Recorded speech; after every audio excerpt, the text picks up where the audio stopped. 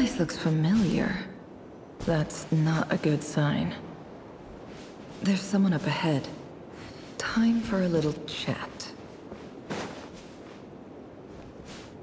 I wasn't expecting visitors at this hour. Wait, is that? Oh, it's him. There you are! Sinue's been looking for you all day. I think he has some news for you. Oh yeah? What were you doing just now, Uncle Retinue? Hiding away some more loose change? I know I saw some Mora. What do you mean loose change? Oh, come on, I'm too old for this. Just pretend you saw nothing.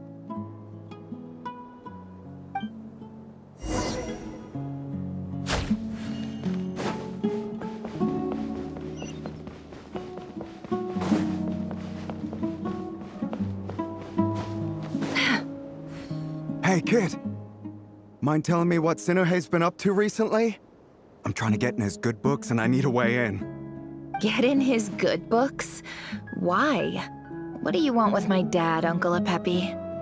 I've written a new song. I was hoping to showcase it at the next festival, but I'll need his approval.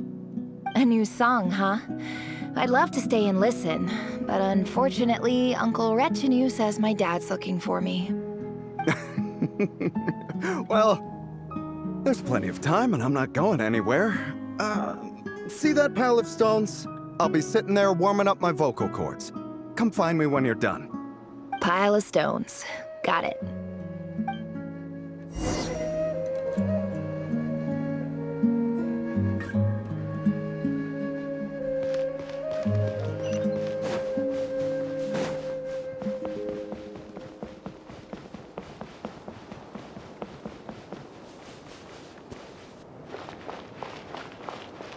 Hi, Dad.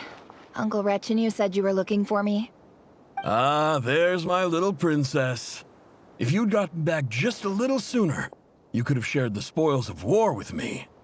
Spoils of war? Who were you fighting against, Dad?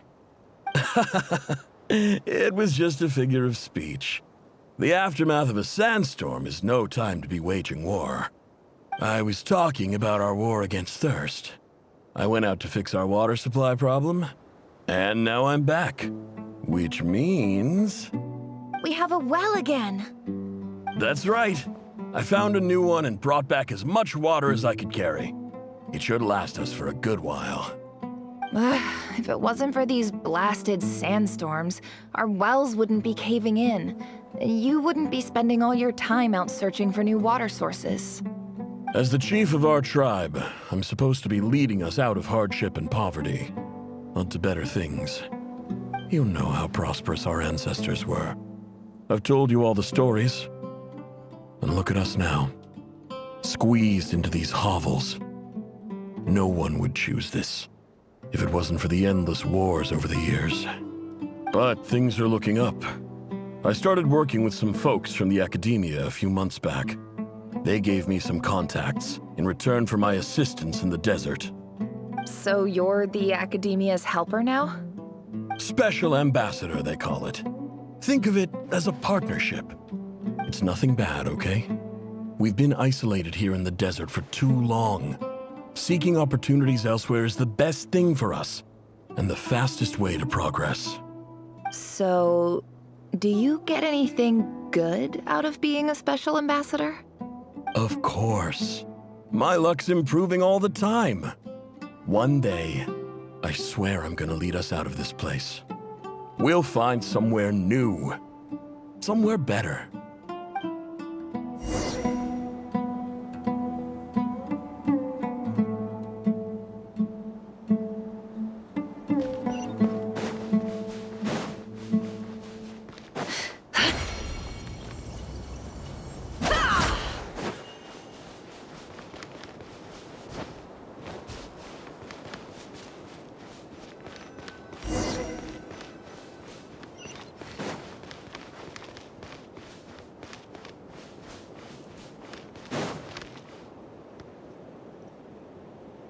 That's our well, and you know it.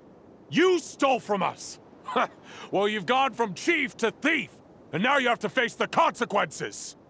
Did you really think you could take our water without permission and get away with it? You're either brave, stupid, or both.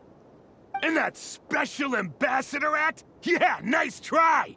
We spoke to the Academia. They said it was all news to them. You're a liar and a cheat!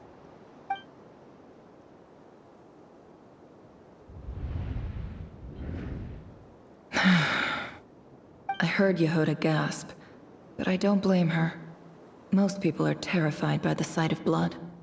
Corpses strewn across the ground. The wounds are clearly from scimitars and daggers. The desert dwellers' weapons of choice. There's a handwritten note on the ground. Let's see what it says. Halil, this is Sinuhe, chief of the Shimti tribe. Surely you remember me. I was the one who helped you and your colleagues avoid the quicksand in the desert. This is my second time writing to you. I assume my last letter must have gotten lost in the mail, as I didn't receive a reply. I hope this one makes it to you safely. I'm writing to you because I need some help. That sandstorm the other day completely blocked up our well, forcing me to look for another water source in Iab and Unut territory. It was a matter of survival. Praise the gods. The well of the Iab tribe was intact. It was my last resort. I drew what water I could and left, but not without being spotted. I fear they will retaliate. You told me to write to you if I ever needed help. You said you'd be my ally in the Academia. I urgently need you to formally recognize my title of Special Ambassador and send some of your people to assist me for a few days. It's the only way I can convince them that this was the Academia's decision and prevent them from retaliating. This is an emergency. Please send help as soon as possible. Looks like this letter never got sent. The writer died a grisly death, and the letter was trampled into the ground. It's badly defaced. Some parts are barely legible. What a ridiculous lie the surviving Shimti tell. Their whole village was butchered over a sip of water.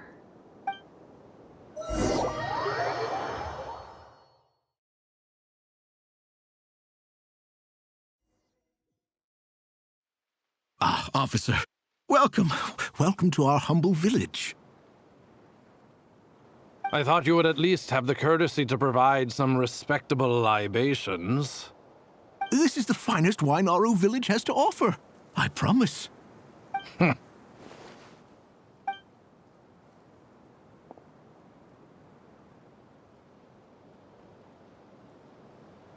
The Academia has agreed to reserve a single space for a candidate from your village. But I remain skeptical of this entire endeavor. I highly doubt anyone in this desert possesses serious academic potential. Please, have faith. If not in us, then in our God. The child we found shows great promise. I beg you, take her away from this place. Give her a chance.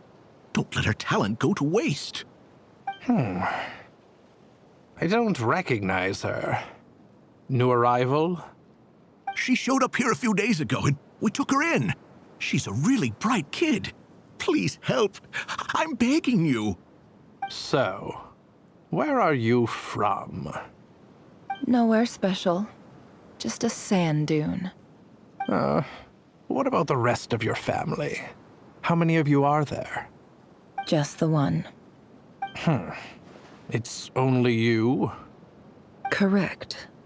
So, no brothers, no sisters, no mother or father? Any who have slept on a bed of sand, I call my brothers and my sisters. Apart from that, I have no family. All right. Get over here. Sign your name on the form.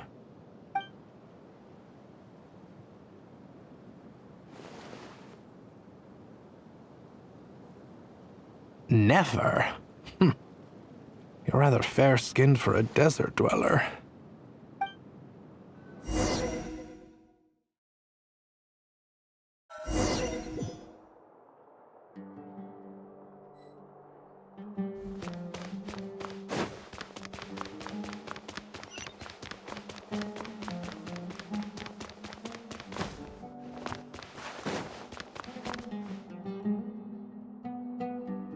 Nefer, this term's assignments have been issued already.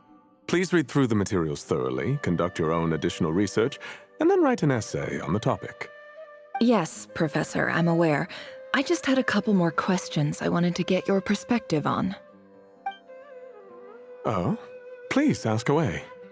Well, I saw the other students' problem sheets, and I couldn't help but notice that my assignment is much easier than theirs. Do you really think I'm a weak student? A weak student? Goodness, no. Quite the opposite. You have a sharp mind. Almost too sharp. I think what you're saying is, a weak student wouldn't have noticed the discrepancy. And if they did, they certainly wouldn't complain about the lighter workload. You see, sharp as they come. You see things the way they are, and I'm sure you know why they're like that. Because of where I come from. Because I'm different. I'm sorry, Nefer. I don't like it any more than you do. It's just... Anyway, you said you had a couple of questions. What's the other one? I wanted to check. If someone sent me a letter to the academia, where do I go to collect it? Ah, your family wrote to you. Well, as long as they put your name on the envelope, someone should hand it right to you. Not exactly. It's not even a recent letter. I was just curious where the mail would end up if no one collects it. The House of Dana, I expect. I know there's a box for unclaimed mail somewhere in there, probably sitting on a shelf. Whatever you're looking for, that'd be the place to start. Okay, got it. Thank you, Professor. Oh, don't mention it. Honestly, I feel like I failed you. I'm supposed to be your teacher, but I haven't taught you anything. Hey, don't say that. You're a great teacher, and you do your best for all your students. But the rules are the rules. You're not allowed to teach students like me. It's not just the academia either. The whole world bends over backwards for the successful, and leaves the losers to suffer and die. Oh, my dear child. Don't tell me you've given up on life already. I haven't. I just think that if you want to make it in this world, you have to find a way to become successful.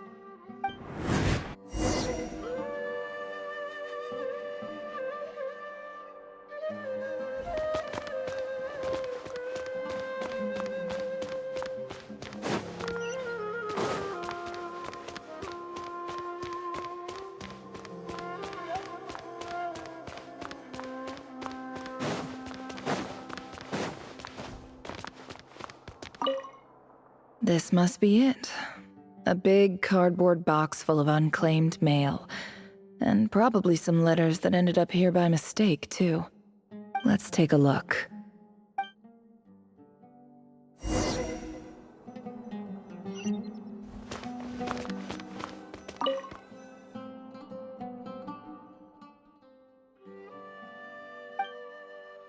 A dilapidation survey from Port Ormos.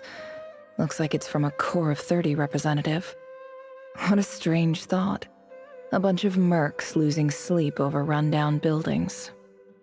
This one was never even opened. I guess the recipient didn't care what the Corps of 30 had to say about anything. Who was it addressed to? I don't recognize the name, but it must have been a Kasharawar professor.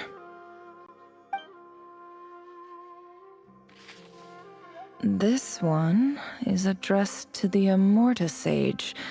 The title is Changes Observed in Satyavada Life Symptoms. Why do all these letters read like full-blown dissertations? Guided by the incense, we became lost somewhere in the forest. All the barriers between levels of consciousness disappeared as our minds soared around in circles, looking for a branch to seek refuge on.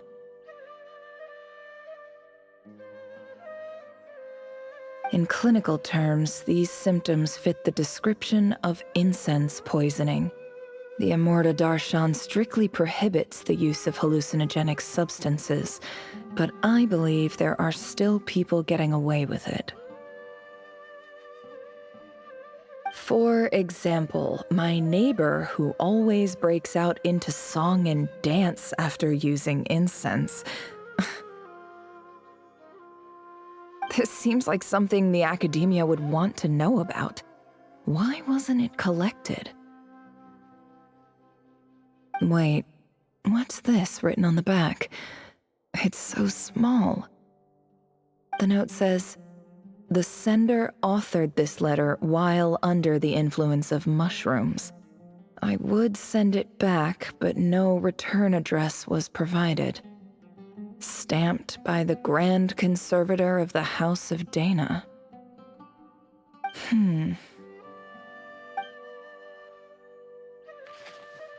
This next one is addressed to Grand Sage Azar.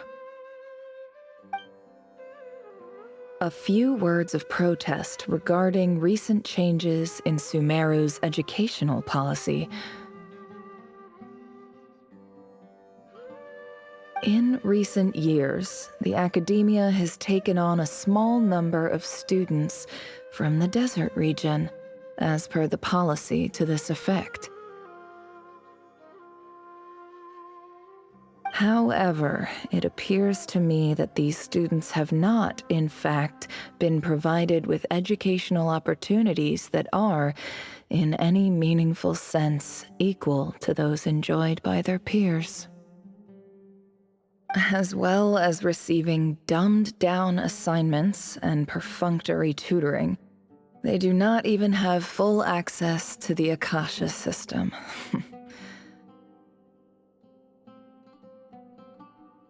Education is the fundamental purpose of this institution, which should go without saying in a nation whose founding virtues are knowledge and wisdom. I ask you, is the lip service we pay to the policy of education for desert students truly the standard of pedagogy to which the academia aspires? As Grand Sage, policy decisions are your prerogative, but do not forget your roots. You and I were once students too, as was everyone else in this institution. I do hope you will give some serious attention to this matter. I encourage you to discuss issues like this with myself and others, and listen to some alternative opinions. Great letter. Shame it didn't get to where it needed to go. And the sender is... Sage Cyrus of Spontamod. I didn't realize anyone else even knew how bad students like me have it in this place. So this is where letters from the Sage of Spontamod end up? Nice one, Grand Sage. Really enlightened leadership. Whatever. This isn't what I came here for. Moving on. I'm not exactly holding out hope that a letter sent from the desert would even make it here. But if it did, where else would it end up if not in this box? I can't believe how much discarded mail there is. Must have been years since someone last went through it all. And this is just one box. The whole House of Dana is boxes on shelves. I don't believe for 1 second that any human being has sat down and read through all the documents in this place. Who has that much free time on their hands?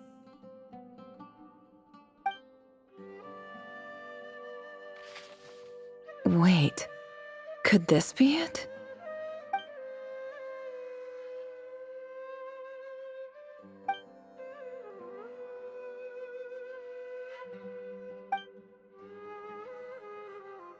Greetings, Halil. My name is Sinuhe, chief of the Shimti tribe. I was the one who came to you and your colleague's aid when you ran into trouble in the Great Red Sand. I don't know how well you remember it now, but I brought you to safety and gave you some water and other supplies. You seemed very pleased and told me your name.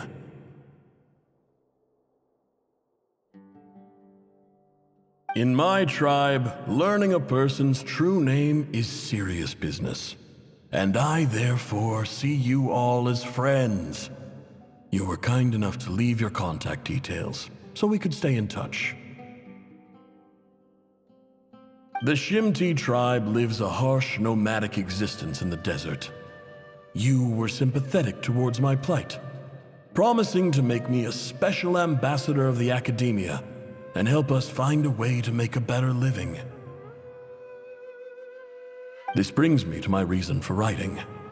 Our tribe has fallen on particularly hard times, and I would like to ask for your assistance. There was a terrible sandstorm a few days ago, which blocked up the well in our land. To ensure my people's survival, I had no choice but to venture into Iyab and Unut territory in search of an alternate water source. The Iyab and Unut are descended from the Thamudians. While we trace our ancestry to Tulatala, we worship the Lord of Flowers and have had relatively good relations with our fellow tribes up until now. I found a well belonging to the Iyab tribe. They declined to help us, but I really had no other option, so I took some water to keep me and my tribe alive. My actions are certain to incur their wrath. When we met, you assured me that you would be my ally in the Academia. I would like to take you up on that offer, because I really need your help. I wonder if you could send an Academia representative to meet with me. That aside, the last time you were here, you mentioned that the Academia had started accepting students from the desert, and I told you a little about my daughter, Nefer. We have next to no resources here in the desert, and my power and influence are limited. Would you consider enrolling my daughter at the Academia? She is a smart girl. I know she won't disappoint you.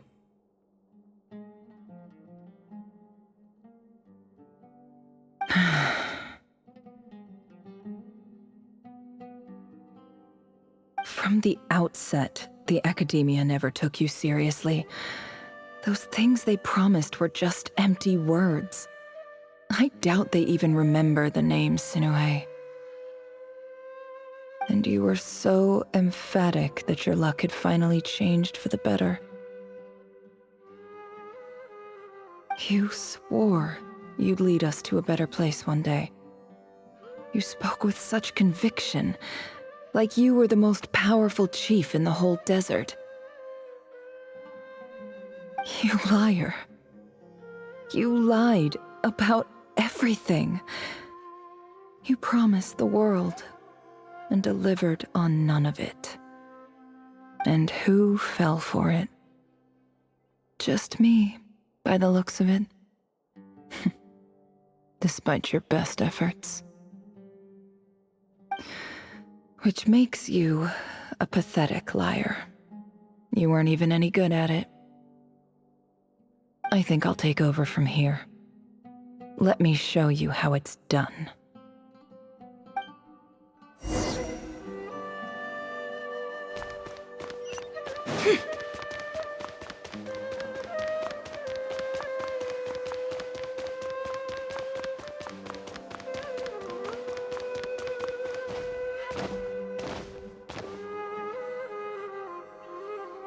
I just came to say goodbye. Thanks for everything you've done for me in my time here. Nefer? You packed your bags. Where are you going? I'm quitting. Something's come up in my hometown. Gonna head back and deal with it. Huh? But this was a hard-won opportunity for you. You know that better than I do. It was, but it doesn't matter. I have more important things to deal with and they can't wait. Oh, and I didn't want to overfill my bags, so I left some incense on your desk.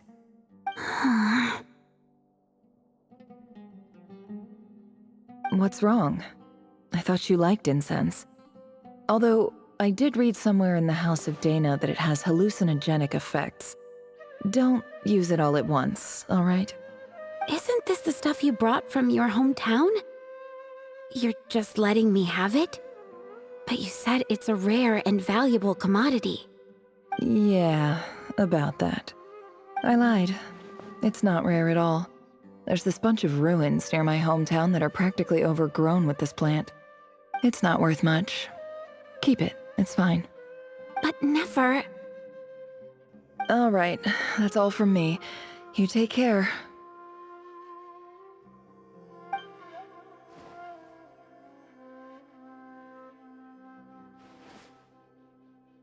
Don't forget me, okay? I mean, we're more than just classmates, right? We're friends. Yeah, I'll remember you. I lied again. That incense is worth a fortune, and it's a rare find even in those ruins. And as for remembering her, I have far too much to do when I get back. No time to reminisce. I'll be lucky if I even make it through this alive. But either way, I expect I'll forget you pretty quickly.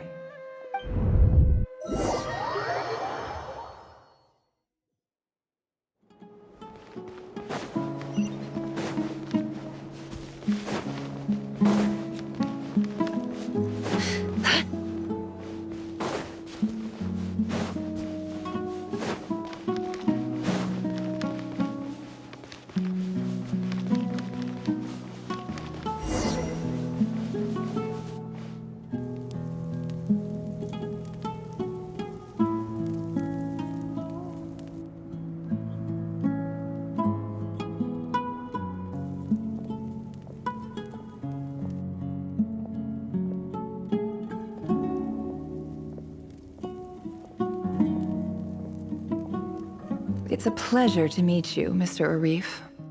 So, what does the Academia want? Since they've sent their special ambassador, I assume there's a big business deal to be made. If not, I'd be very disappointed. Please, sir, lower your blade.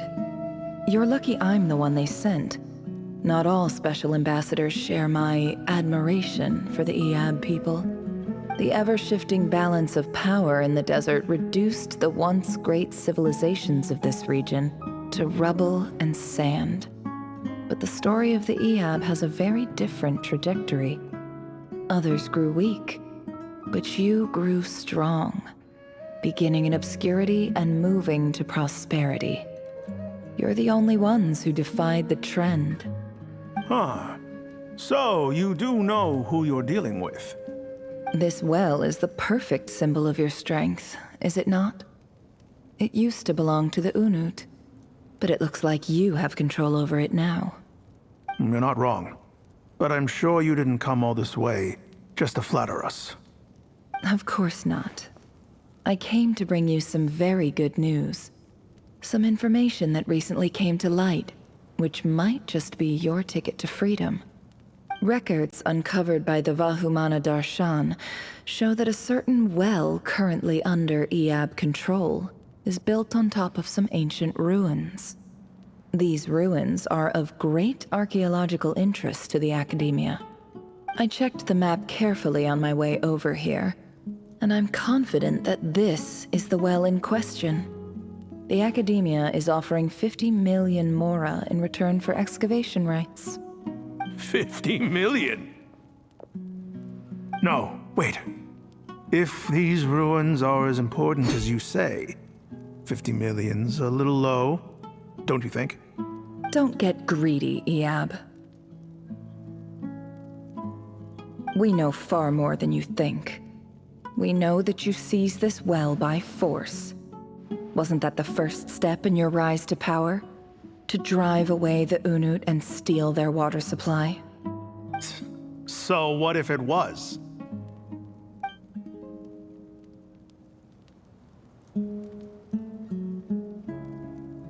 Don't worry. As unscrupulous as it was, it's something we're willing to overlook. The Academia is only interested in dealing with the de facto power holders in the region. I hope I am making myself clear. And I hope your words are the truth. If I find out the Academia is trying to play me, I'll hunt down every one of your people and make you watch as I cut their heads off one by one. I assure you, Chief, that would not be in your long-term interests. You don't want to make an enemy of the Academia. You see how I'm dressed, don't you? I appreciate that you've never been to the rainforest, but surely even you recognize an ambassador's attire when you see it. And what does a barbarian like you have to lose anyway?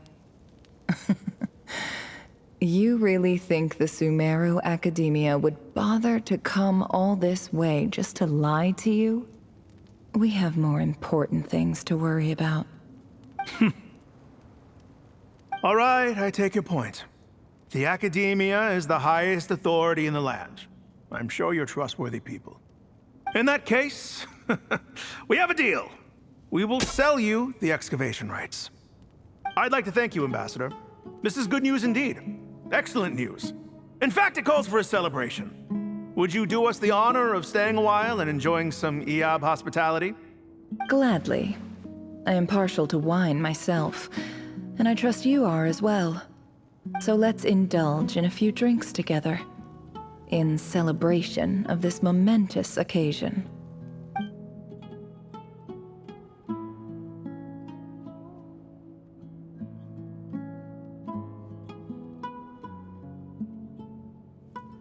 Chief!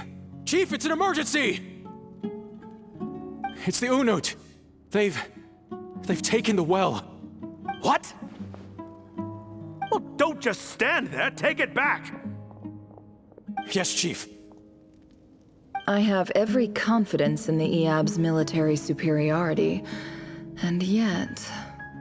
Well, what is it? The Unut's response was alarmingly fast.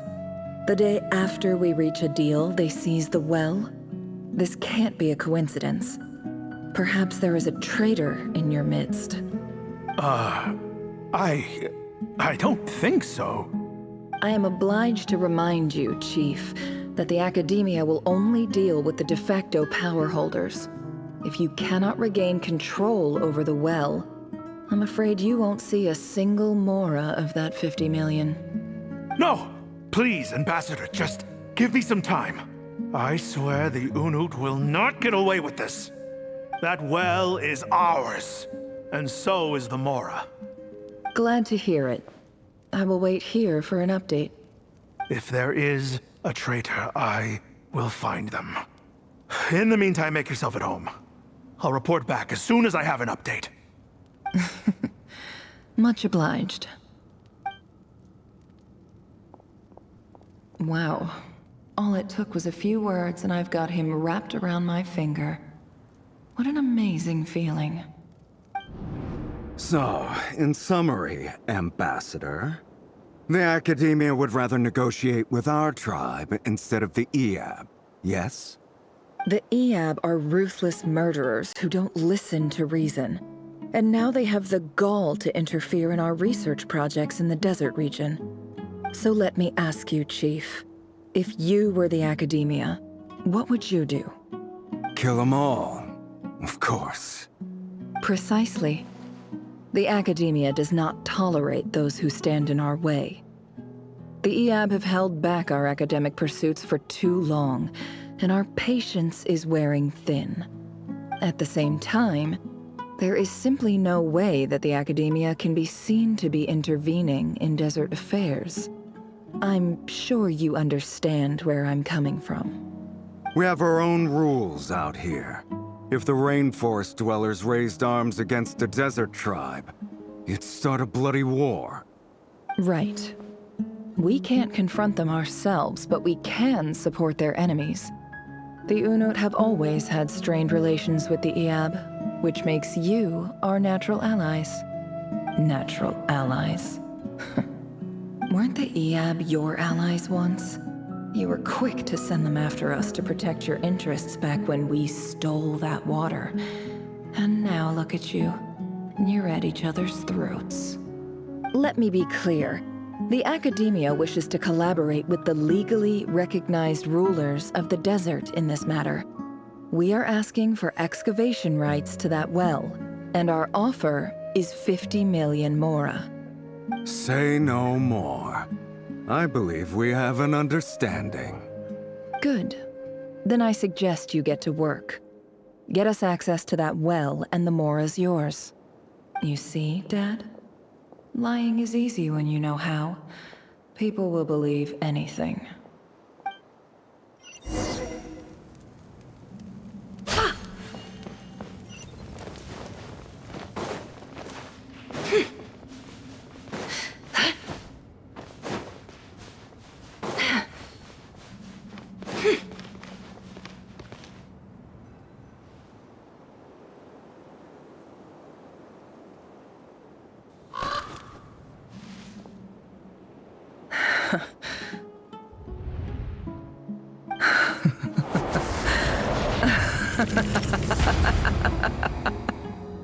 Look at yourselves. You may be vile, savage monsters, but your butchered bodies bleed like any others. You're no different. You're nothing special at all. The monsters who destroyed my home, they're just ordinary, petty human beings. What a joke. I think we're even now. Maybe I've even done the desert a favor. It's a better place without all these people around. Oh, Sinuhe, my gullible fool of a father. Perhaps if you'd been as ruthless as I was today, our tribespeople would still be alive. In this dog-eat-dog world, a chief needs to be tough to survive. But you couldn't do what had to be done. So I did it for you. Nefer, it's okay. All of this is in the past now. I believe I remember you promising to remain silent. Yeah, but even so... Yehoda, is there anything you can do to ease the tension? Alright, time for a sharp turn onto a completely different topic. So, anyway, that's enough of that. When are we getting out of this place? Feels like we've been walking forever. I'm getting pretty tired. Oh, Alma, you tired? Yes, if we can find somewhere to sit down, I could certainly do with a rest. It's not far now. There should be a temple just up ahead. Yes. Really? A temple? That's where this story ends? I guess that's how things go in the desert. Desert dwellers can never escape their destiny. Or so everyone says. I never wanted to believe it, but looking back now, I'm as desert as they come. You mentioned a temple. What's waiting for us there? My biggest trade secret of all. Ah. Then I'm guessing it's where you got your power from. The power to peer into other people's minds. I didn't know you were clued up on any other religions.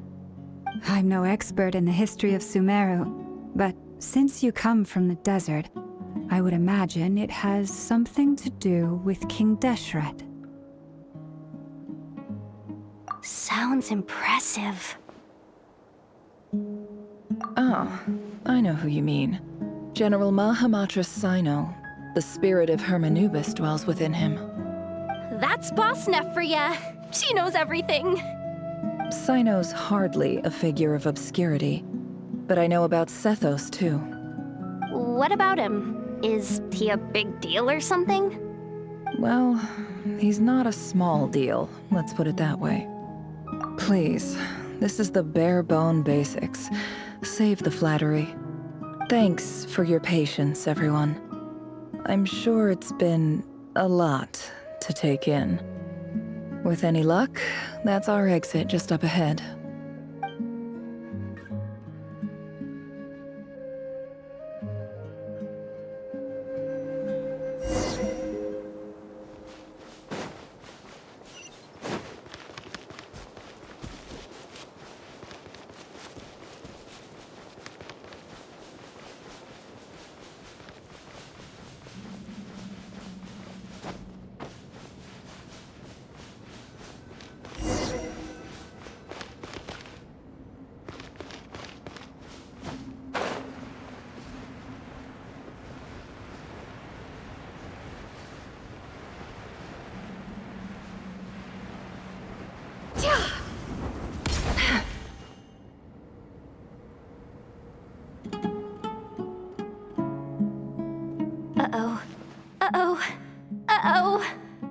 I'm totally out of my depth here.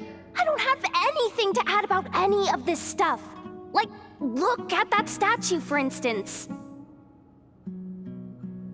I want to do the whole name-dropping, this girl knows her stuff thing too, but I've never seen anything like it before. A statue with the head of a bird. That's Thoth, the Ibis King, one of the 7 pillars of King Deshret. The legends say that he, the Crocodile King, and the Goat King were the 3 retainers of King Deshret. Let's take a look.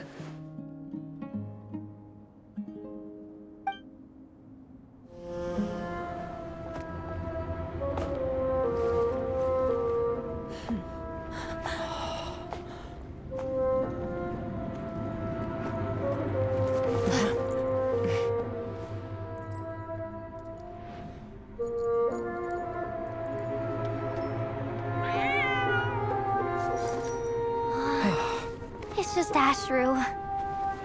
So, all is well?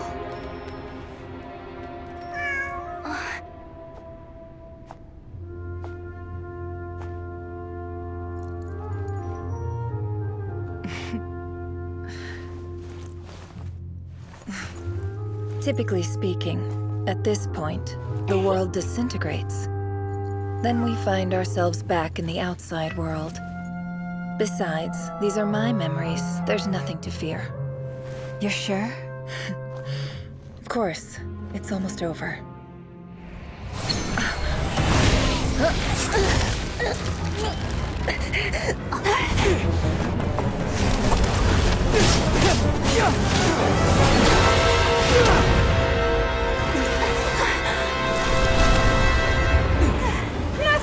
Hold on!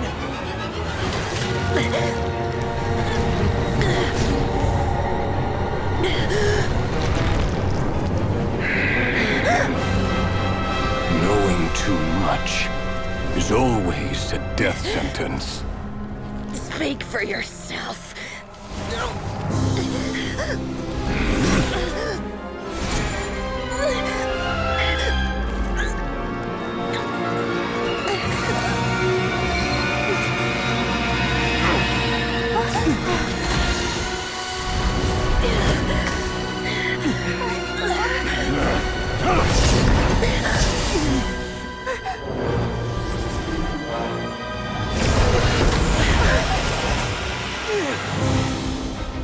How repulsive.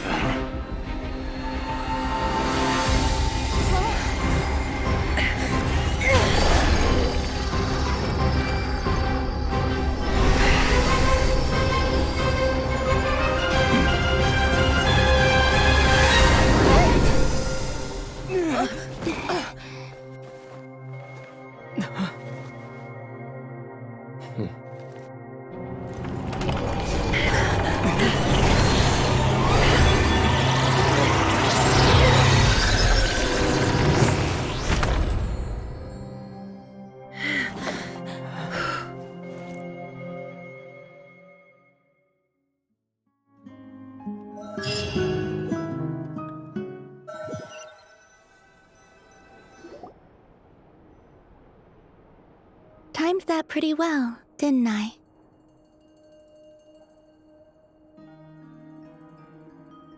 It's okay. I'm just glad no one was hurt. Paimon noticed you doing something too, Dainsleif. Were you helping get them out? Of course.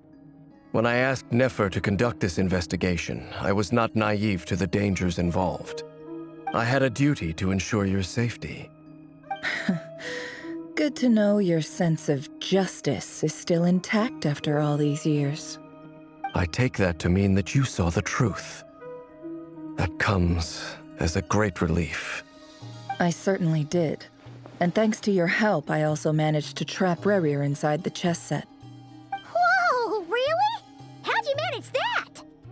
Well, to be honest, I sensed that something was wrong long before we made it to the temple. By using this fragment to probe into Rerir's past, well, the monster formerly known as Rerir, it seems I alerted him. I was tracking him, then he caught on and started tracking me too. Can't say I'm surprised. But how did he track you through your thoughts alone? That shouldn't be possible. Rerir was a secret agent who reported directly to the Vinster King. He is an expert at finding a trail and hunting down his pursuers. No wonder. He infiltrated the chess set, read my thoughts, and built a new virtual chess set inside of it. That's why we weren't able to leave at first. Speaking of your chess set, it's quite a remarkable item. Would I be right in thinking you have some connection to King Deshret?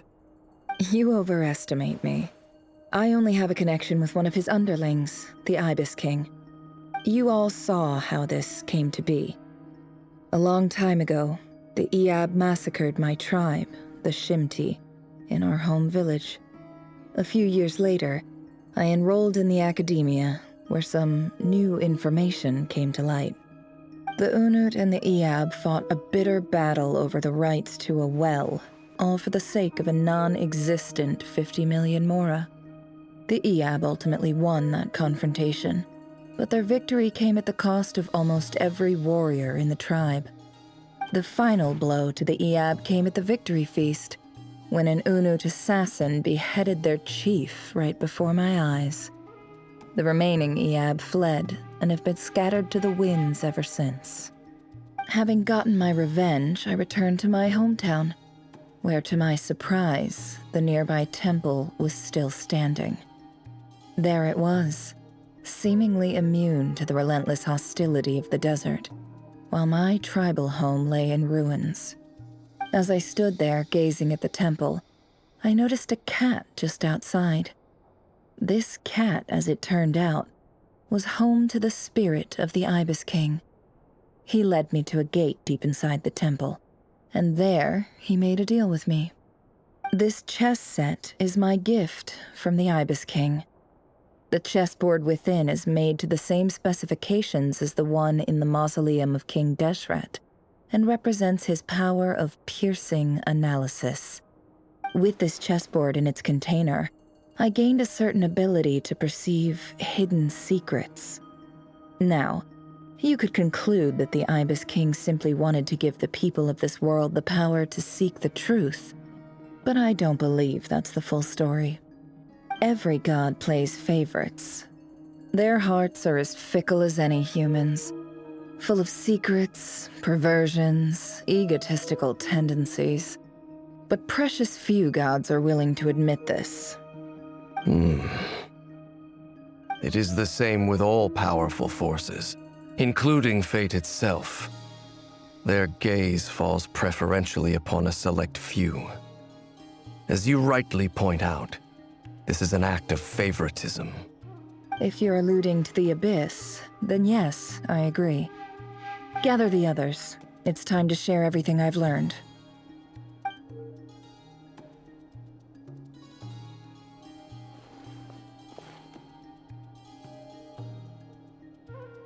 Thank you all for being here. As promised, I did some further investigating into the Raker of Solnari's background. I am pleased to report that the investigation has been most fruitful indeed. The Raker of Solnari, real name Rerir, was once a Conrian subject who served the Vinster King.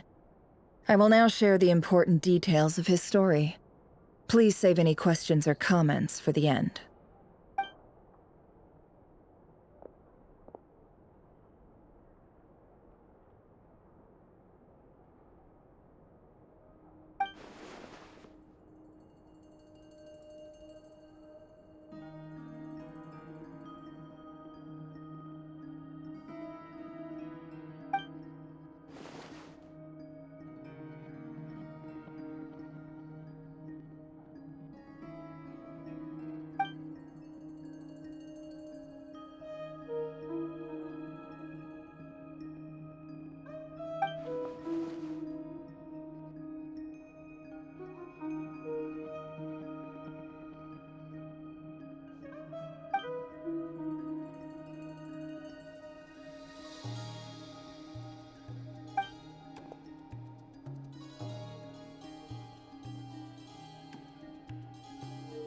So that's why he's so obsessed with the moon. A tragic tale, to be sure. But it does not excuse his many transgressions. No matter how much Rerir suffered in the past, the fact remains that he is what we know today as the Wild Hunt, wreaking havoc upon innocent lives in Notcry. He becomes more dangerous with each passing day. If left unchecked, it is simply a matter of time before all of Teyvat suffers the consequences. This is a threat that the Knights of Favonius cannot ignore. A question for Miss Columbina. Forgive me if this is presumptuous, but have you ever seen the spatial gateway that appeared in Rerir's memory? Never. But I have heard stories of something called the Moon Gate, and this seems to fit the description. Miss Lauma, any thoughts on this? In the lore of the Frost Moon Scions, the moon is believed to hold many secrets. Some sources speak of ancient knowledge, others of a gateway to the unknown. The term Moon Gate is one I have heard before. But as is the case with all of our legends, there are no records of any first-hand witnesses. We cannot know whether it truly exists. Then back to Miss Columbina. As a moon goddess yourself, do you have some idea of where the Moon Gate leads to? Not at this stage, sorry. I do hold the power of the Frost Moon, and my strength is recovering well. I can sense that the gate would open at my command, but... But there's more to the power of the Frost Moon than that? Yes. A moon goddess has the right to open the Moon Gate, since it is a path to the moon. But as never mentioned, holding open a spatial gateway takes a huge amount of power. And right now, I need to conserve my energy to fight the Reihir of Solnari. I'm afraid this is one mystery we may have to leave unsolved for now. I agree. Better to save your strength. But if you'll humor me for a moment, I have a bold conjecture of my own regarding the world beyond the gateway. I highly suspect that neither Tholindis nor Rerir made it through unscathed.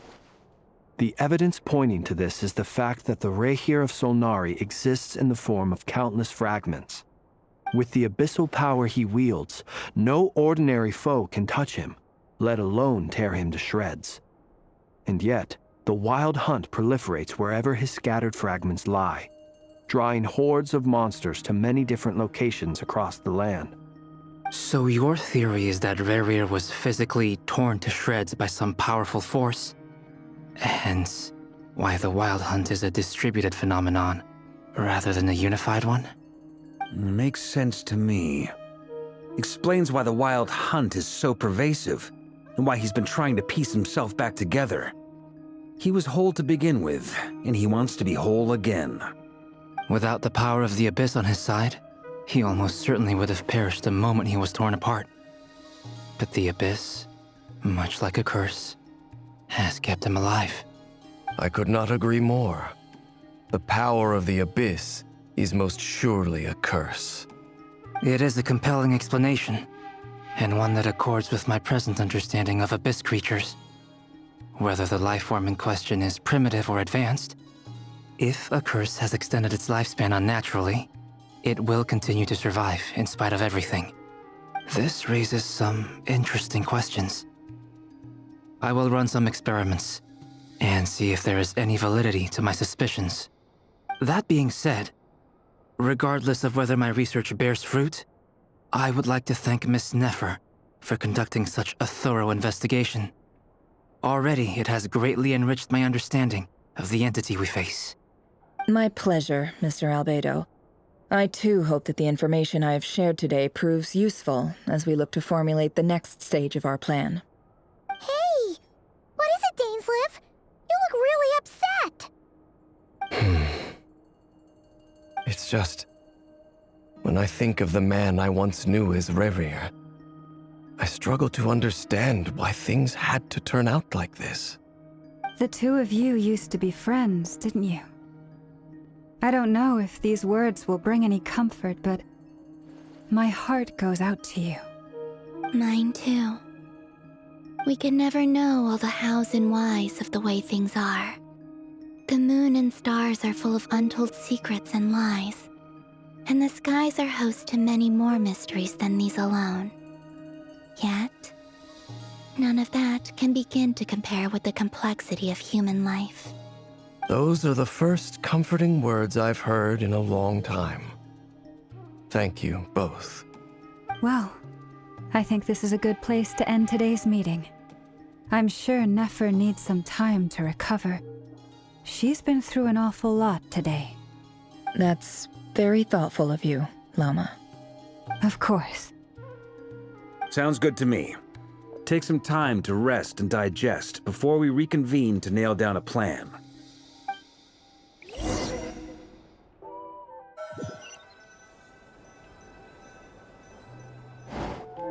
Hey, is this a bad time? Hope I didn't kill the conversation. No need. Come on, let's talk outside.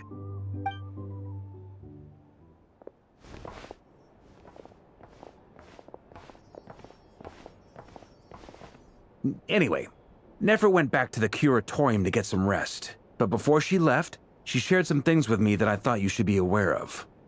Firstly, although she managed to trap the Raker of Solnari inside her chess set, there's no guarantee that the power of the Ibis King is any match for one of the 5 sinners. Their powers are beyond our comprehension. It's only a matter of time before he finds a way to break out. We have to come up with a plan and take care of him before that happens. Honestly, my mom figured that might be the case. So, how long have we got? Well, I asked her that same question. She talked for a long time, but for the most part, it seemed like she was trying to convince me how precious her chess set is. What a long and storied history it has. It felt like some kind of sales pitch, you know? The kind where you end up handing over Mora against your will? Anyway, after all that, she finally answered the question. 2 days, at most. 2 days? Holy moly! Can we even recruit enough help in that time? That remains to be seen. Which brings me to the second issue. Dainsleif is obviously conflicted about this whole thing. But given how little time we have, there's no way we can pull this off without his help. You have some history with him, right? Do you think maybe you could talk to him for us? Great. I appreciate it. All right, on to item 3. So, Albedo, Durin, and I put our heads together and came up with a plan. Can't promise it's gonna work yet, but at least it's a start. We figured we'd bounce the idea off you first. We'll explore it further once everyone's recovered. Oh, Paimon's dying to hear this. All right, so here's what we're thinking.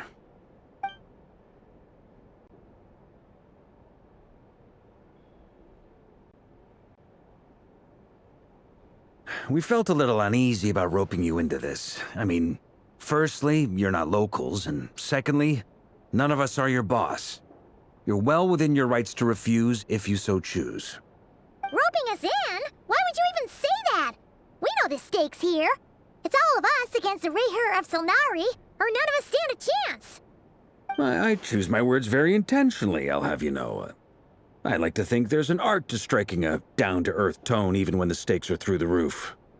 Sir Varka, I have a few thoughts about this plan. I'm all ears. I think we can be more flexible with how the roles are allocated. In my view, the most sensible lineup would be like this.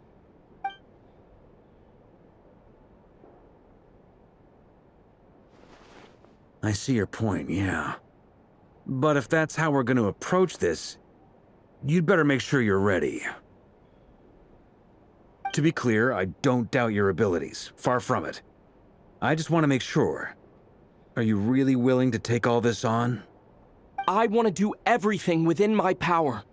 The Rahier of Solnari is a truly fearsome opponent, and if I do my part, it'll greatly reduce the risk for everyone else involved. Well, that tracks with what I've heard. Jean's mentioned in her letters that you're so diligent it's almost abnormal. As in, most people weigh up the risks and rewards in situations like this. But you seem to just march towards danger without a moment's hesitation. Of course, everyone appreciates a fearless pioneer. But all that aside, I'm the Grand Master of the Knights of Favonius, and you're our honorary knight. I want to make sure your courage doesn't come at the expense of your safety. Thank you, Sir Varka. I should be the one thanking you. It means a lot to have you on board. I'll give some serious thought to your suggestions.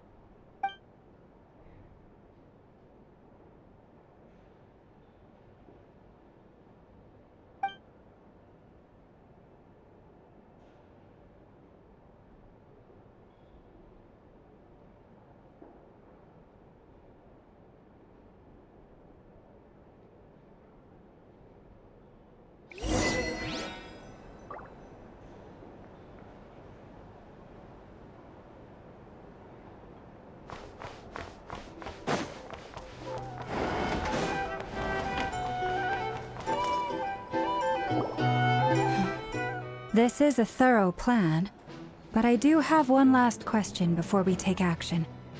How can we be sure that our enemy won't leave the designated area? Great question. Albedo's been hard at work analyzing Rarer and the Wild Hunt's behavioral patterns. His conclusions are as follows. Firstly, from the earliest known confrontation until now, Rarer has never displayed any ability to manipulate the dimension of space. So it's unlikely he has any power in that domain. Secondly, he seems to have a particularly strong vendetta against our group. If we put him in a fight-or-flight situation, he'll choose to fight every time. Thirdly, finally, and most importantly, he is consumed by hatred, both for the moon and for his enemies. Turns out, we tick both of those boxes. We have a reincarnated moon in our ranks, and a spy who accessed his private memories without permission. He'll be baying for blood, not looking to escape. As someone who's had their fair share of interactions with the Wild Hunt, those all seem like valid observations to me. Understood. Then I will defer to the verdict of the group. Well, everyone, that's the plan in full detail. Albedo and Durin are carrying out their part as we speak. Plan approved. Scheduling. Okay, any firepower you need, I got you covered. Let's light this baby up. The Frost Moon Scions are behind you as well. And the rest of you?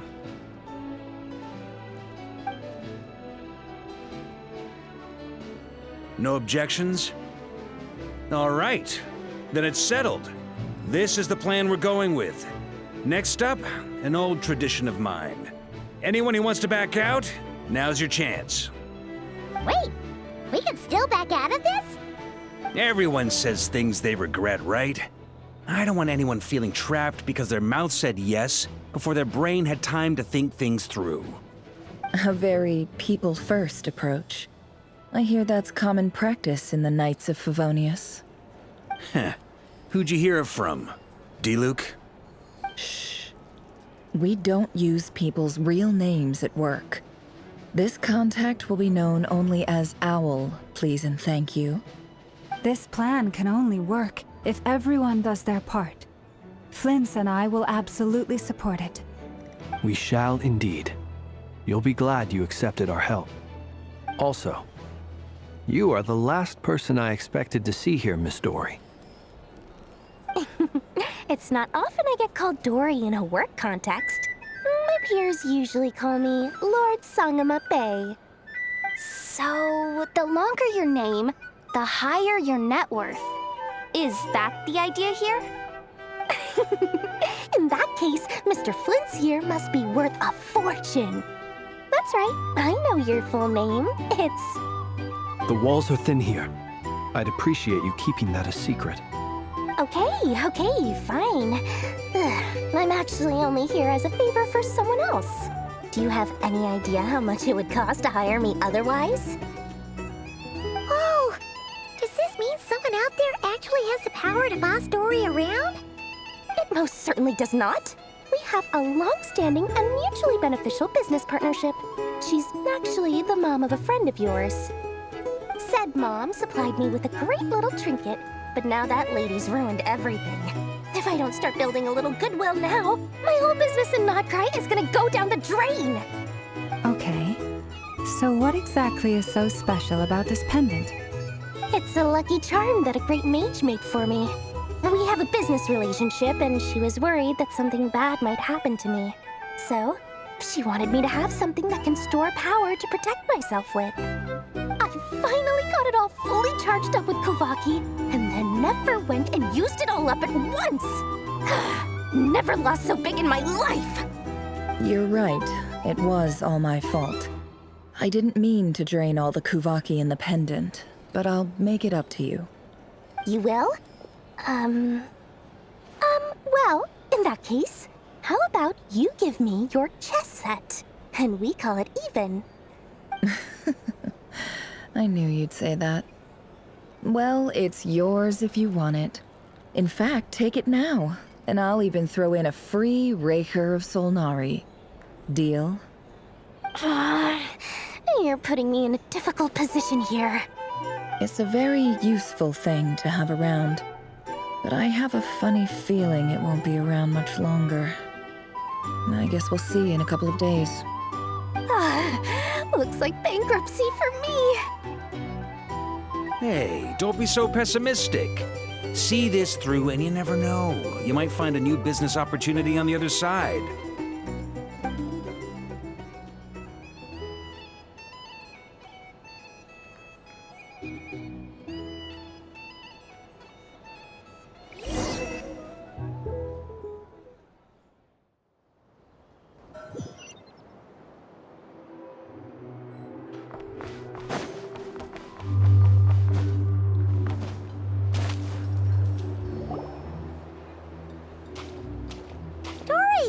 How are things going?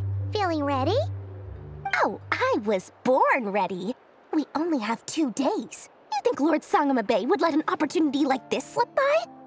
Don't forget, when something's in high demand, the people with the goods on hand get to charge the highest price of all, even higher than the sellers taking advance orders. Ta-da! See? It's right here! Oh, it's so pretty! Did you make it?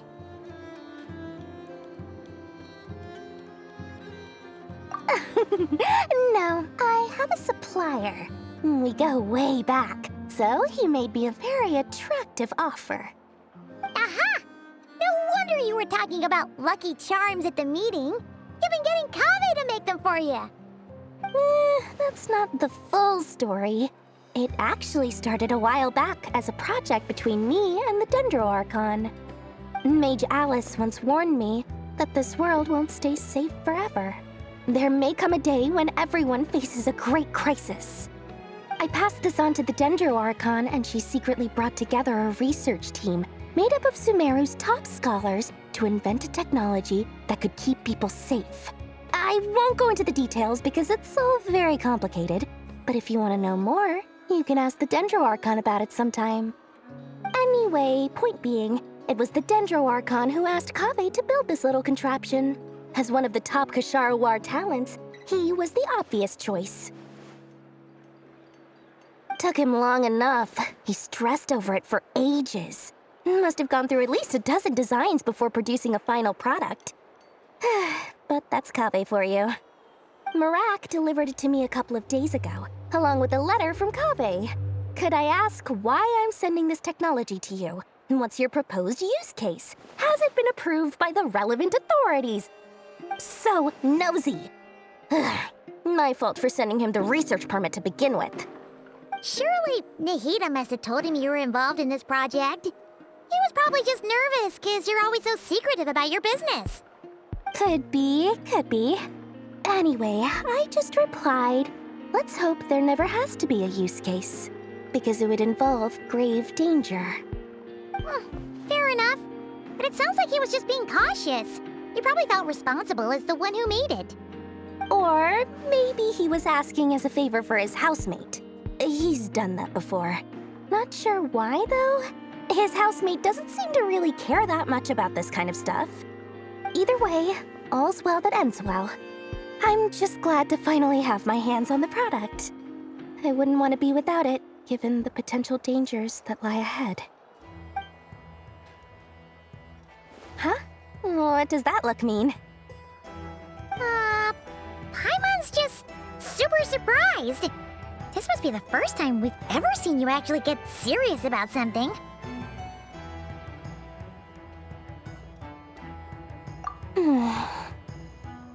Well, a long time ago, I made a promise to myself.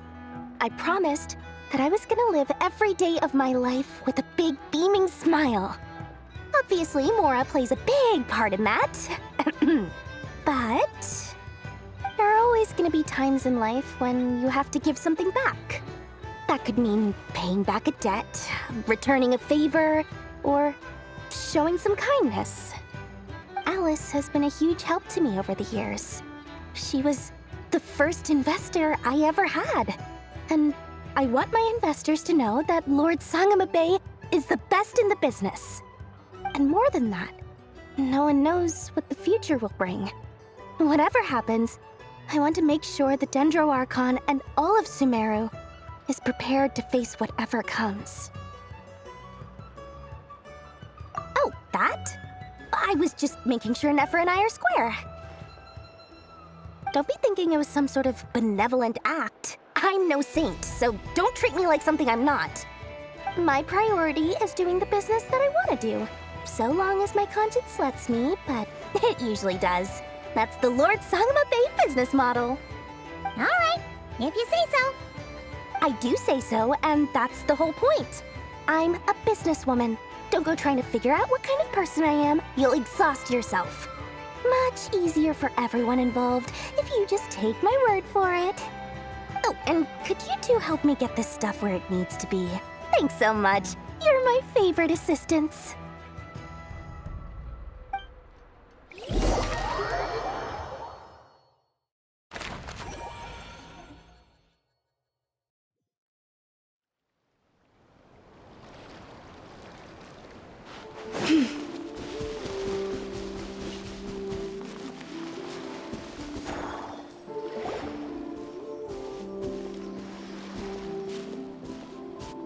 Traveler, Paimon, it's good to see you. Everything going smoothly over here? Sort of. As you're probably aware, Varka, Diren, and I captured some abyssal creatures from the Wild Hunt. Per the plan, we dissected and analyzed some samples of these creatures. The process went very smoothly. The findings, however, come with some troubling implications. What? You can actually dissect the Wild Hunt? That depends on your definition of Wild Hunt and dissection. Harmless, lifeless. These words are accurate descriptions. The Wild Hunt is an interesting phenomenon. In and of itself, it doesn't seem to possess anything akin to a human personality.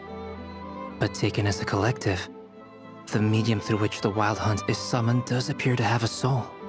Master griped a lot about the wise Horoptotire, and seemed somewhat fascinated with the foul Certology. But she barely mentioned Rerir at all.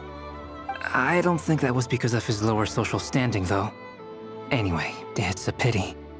I should like to hear her thoughts on the nature of the life form he has become today. It's a strange mix. The furious energy of an abyssal being channeled through a fractured physical existence. A consequence of being torn apart by an unknown power. Perhaps the only explanation for his survival in this state is that he sacrificed a degree of individuality in exchange for a continued existence. Oh, sorry. Once I get talking about interesting research, I have a tendency to go on indefinitely. Back to our research findings. Essentially, they confirm my hypothesis. Rerir's corpse is completely contaminated by the Abyss, and the effects are irreversible. You could think of this as Rerir in mutated form. But in my view, even that would be inaccurate. In reality, his whole being has been consumed by the Abyss. In other words, he is now nothing more than a manifestation of abyssal power. Unfortunately, at present, we have no means of completely eradicating abyssal power. Hence, we cannot fundamentally destroy the Reihir of Solnari either. Oh, that's terrible news! So, that's it? We can't defeat him? Not even if we get the power of the Three Moons? Miss Columbina's situation is a difficult one. She can never achieve wholeness when the world does not accept her presence. It's as if her creator banished her to a place she can never be accepted. It means she spends most of her energy just on her own survival. Given the circumstances, it's only natural to despair. But we must see this plan through to the end. Time to kick off the backup plan. Oh, Paimon almost forgot! This is for you. Dory asked us to bring it. Ah, how wonderful. Well, thank you for making the trip. Durin and I will be heading off shortly. I'm sorry I won't be there to protect you in person this time. Please be careful. All right then. Stay safe.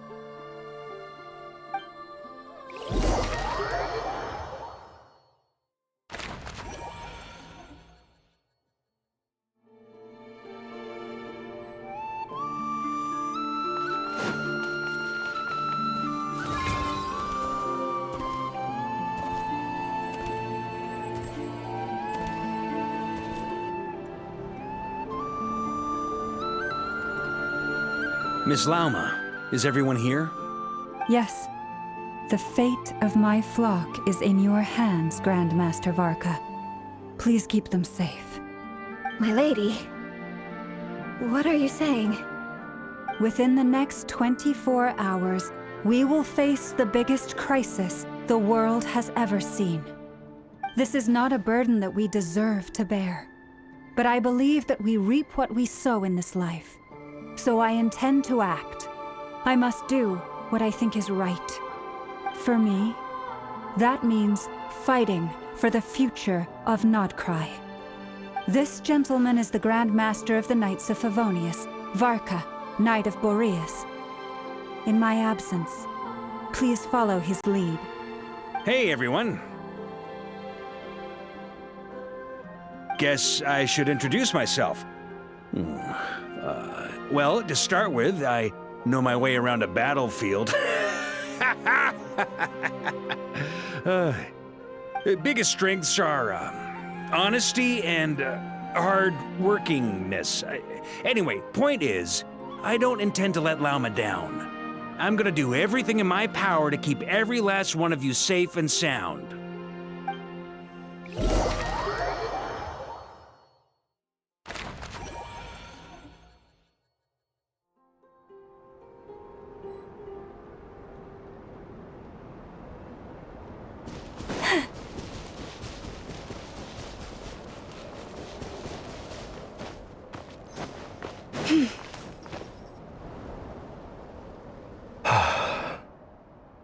Something on your mind? Miss Columbina, was it? I believe that's how the others addressed you. That's right. Names are funny things. Have you always been called Dainsleif? Yes. I take it your own name has a more complicated history. I have a different relationship with names than other people. To be honest, I'm not even sure that Columbina is my name. At least, not in the same way that Dainsleif is yours. But it's what everyone calls me. and I go along with it. A lot of my life has been that way. I get so used to things that I forget to question why they are so. I never used to think much about where names come from, or what they mean to people. Maybe something's wrong with me. You're different from other people. I sensed it the first time we met. You're more perceptive than most. I'm sure your long life and rich range of experience explains that. Do you ever find yourself missing Conria, Mr. Dainsleif? Difficult to answer. I have dreamed of the past many, many times. Sometimes I'm fighting tooth and nail. Other times I'm lying on the ground, defeated. I don't recall any happy moments from that time. It has been too long. Is that because hatred survives longer than love and affection? That would not be for me to say. I make no excuses for the grudges I bear. But whatever the reason, I remember little that was beautiful or sentimental. Thank you for your help with the Rerir situation. Without your efforts, I never could have learned the hidden truth of his story. You're welcome. I know he's your friend. Friend? He betrayed me. And I never really understood what he was going through in life. Some friendship, that is. Okay. So, do you plan to fight him with us? You see, you're torn. Now you know what really happened. You see the things he's done in a new light. I need some time. Of course. I completely understand. Anyone else in your position would feel conflicted too. Actually, I went through something similar myself recently. Something happened that changed my perspective on a situation. A situation I took for granted at the time, but now I feel very grateful for it. You mean the Harbingers who still support you, even though you've left the Fatui? Yes. I always thought they were only helping me because Harbingers are forced to work together. But then I abandoned them. A warrant was even put out for my arrest. And even now, they still support me. Which means I was wrong about them all along. Clearly, they view you as a friend. I feel a little guilty now. I regret not seeing her help for what it was, and not treasuring it. I see the guilt that you're feeling now, because I feel it too. Hopefully, talking about it will do us both some good. Have you noticed that the Traveler and Paimon are over there? I think they've been listening. Huh. Shall we say hello? Sure. Hello. Ah! They caught us!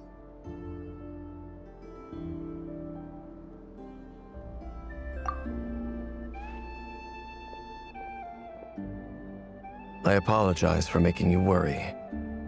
No doubt you wish to know where I stand on the plan to take down the Reir of Solnari. I'm afraid I need a little time, but I will seriously consider joining you. You will? Oh, thank you so much! Everyone will be so grateful to hear that! They needn't be. This was something that I was going to have to face up to eventually. That doesn't matter to them. They're grateful to you regardless. You can't control their gratitude, so just accept it. And then, have a think about whether you're willing to join us.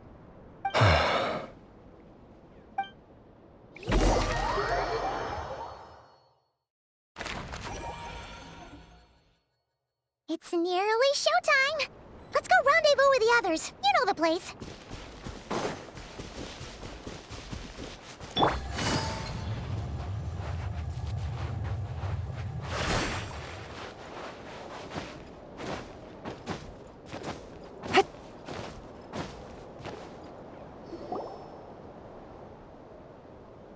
Ah, you're earlier than I expected. Hey, Flint's! Been waiting here long? Not too long. I came a little early so I'd have some time to think. Are you nervous about the battle? Quite the opposite. I'm reminiscing on my past battles. When I was awakened by the Ratniki, I had not touched a weapon in many years.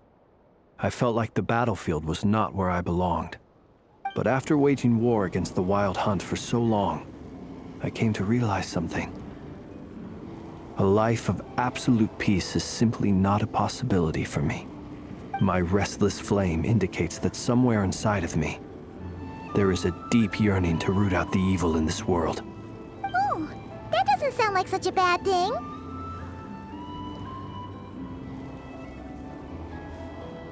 Well, in the past, when I was a Fae whose primary concern was hibernation, it was hardly ideal.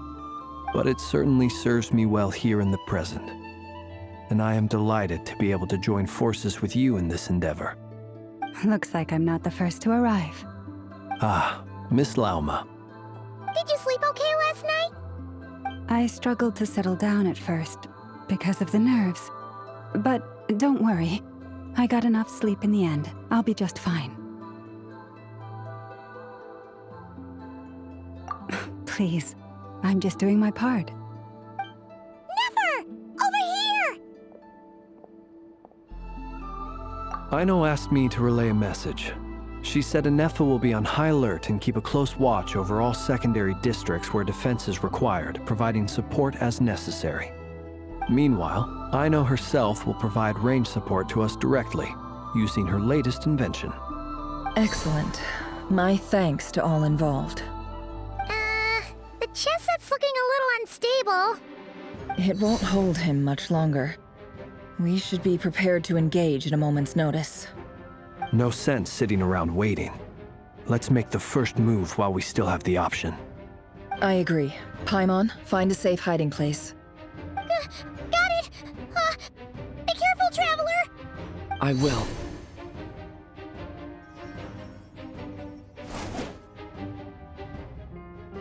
Everyone, take your positions as soon as the battle starts. Every ounce of strength we have in our bones, let us bring to this fight. Ready? Let's go. I've seen all your futile ploys before. You have become the authors of your own demise. I wouldn't be so sure about that. You are merely a moment of sport before I tear down the moon.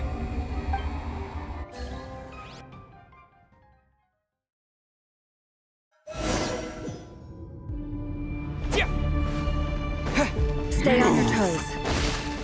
Yep, you too. Me! Can't hide the truth. Forest, protect us. Let me help you guys. The moonlight. Break this all futile. Close your eyes.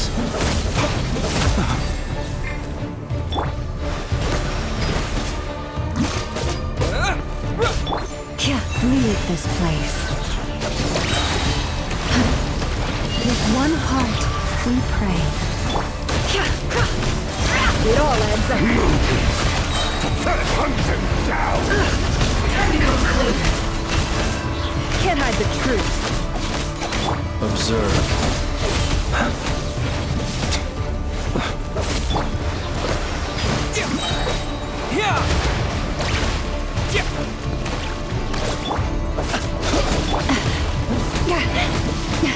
A grave trap, Forest. Protect us.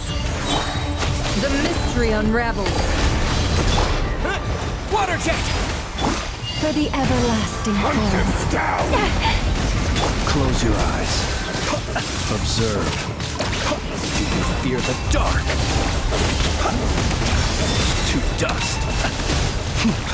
The moonlight betrays you. Go! Hunt him It all adds up. It all falls into place. Move! Can't hide the truth.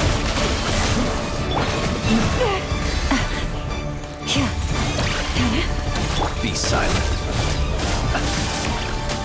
Close your eyes. To dust.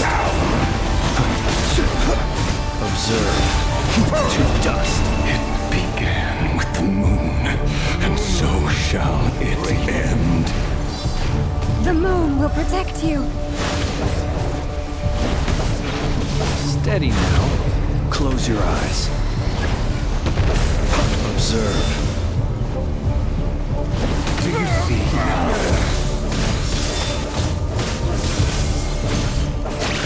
Avalir, when will it be as you foretold?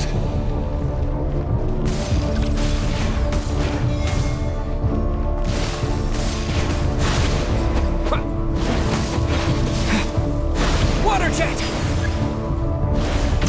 Spirit is not welcome here. With one heart, we pray.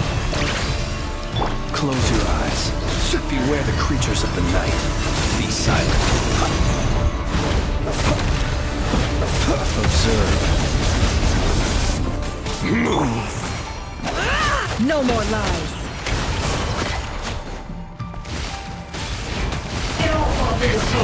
Futile! Water jet! Close your eyes. Are you quite finished? To dust. Moonlight betrays you. It all adds up.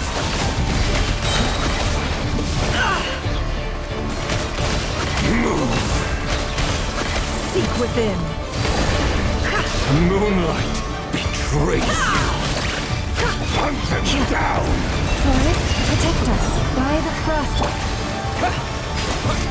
Move!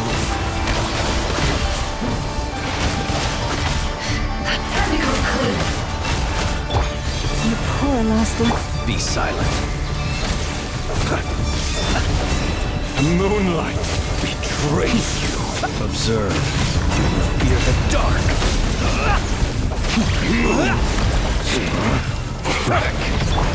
For the everlasting forest, leave this one. How unfortunate. It all adds up. Moonlight betrays you. Your game of heroics is over. Who wants to go first? No. Get out of my sight!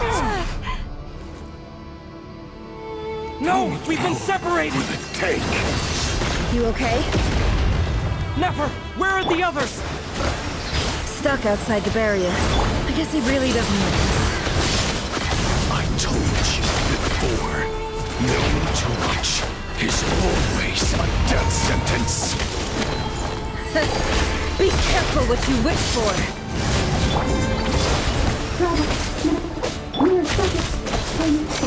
Lama! Can you hear me? Hold on, silence. The voices are gone. But at least I know they're still there. I need to focus. Stick to the plan. Remember my most important task. Just keep stalling him. If I can stall for long enough, the moment will come.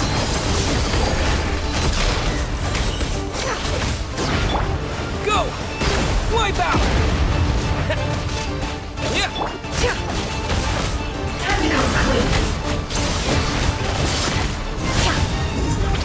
It all adds up.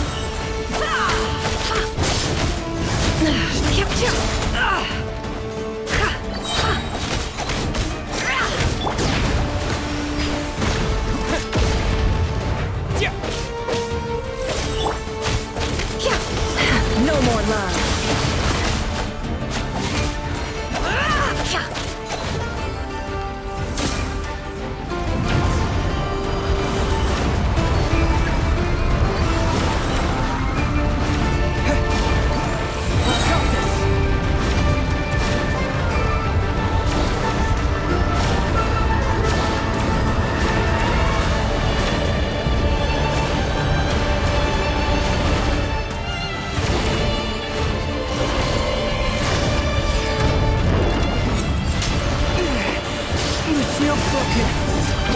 Keep this up! Don't push your luck. Your death is within my grasp. It all adds up. The deception ends here. Can't hide the truth.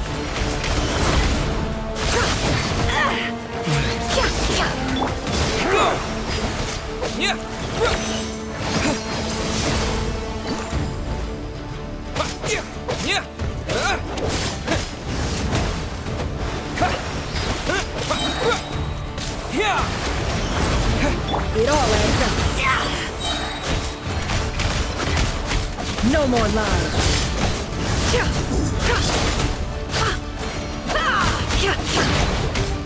The mystery unravels.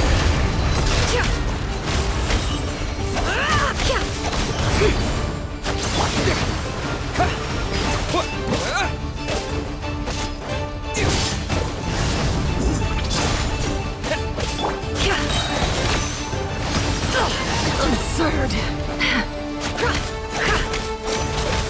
It all adds up. No more lies.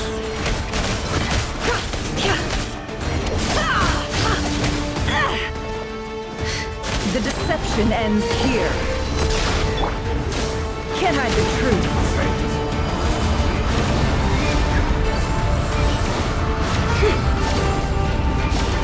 Curses. There's no other way.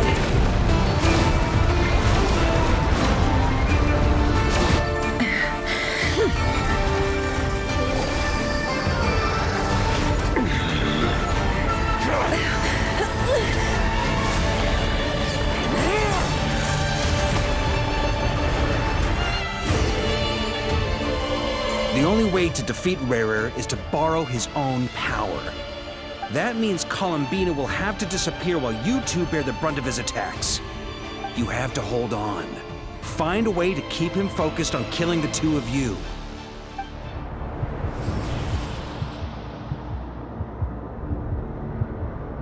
Nefer, your eyes are bleeding. Soon you will be powerless to resist. And then, I will reduce you to dust. But that dust will plague your memories. Come on, keep holding on. Any other tricks up your sleeve? Let's see them. As entertaining as they are. You've backed yourself into a corner. You don't fool me. I see your fear clear as day. I have to stoke his rage. Make him unleash everything. You fear what you could never defeat. You fear the thought of never being able to save your beloved. You cannot win the fight against fate, Rarir. Is that what you think? Well, now it's your turn to feel afraid!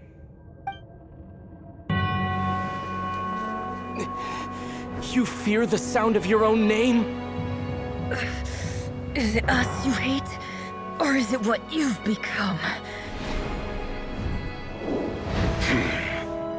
Let's see what becomes of you!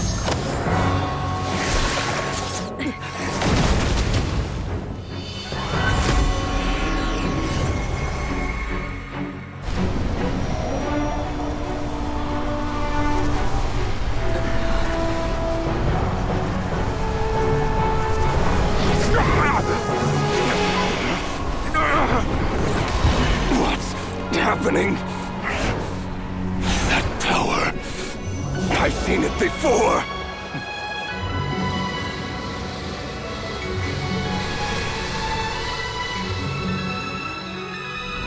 His power is on another level. We'll need to use an alchemical array to convert his power into a usable form. Then quickly channel it into Columbina, rendering her powerful enough to compete with him. I'll join you. I can help. If I release enough abyssal energy into a confined space, it'll create a potential difference, allowing us to extract a huge amount of elemental energy. Next, I'll synchronize with everyone's minds using Pyro, then give you temporary access to their abilities and fields of view. But it won't last long. Can you see? Well enough. So, We have a student of Gold Rhine-Daughter in our midst! How about that?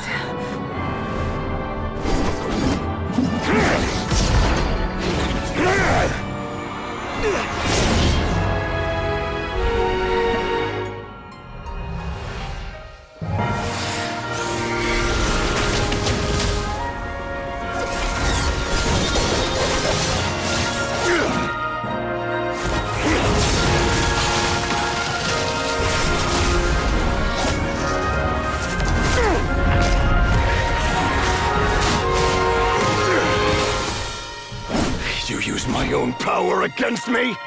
Just like how you stole Kuvaki. Look familiar?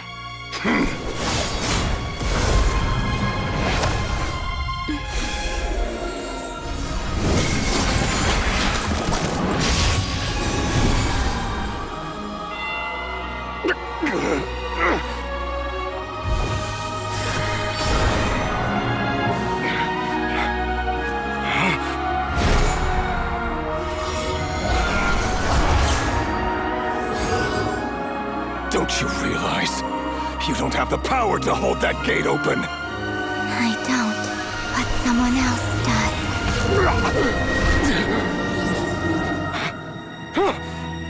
Goodbye, Rerir.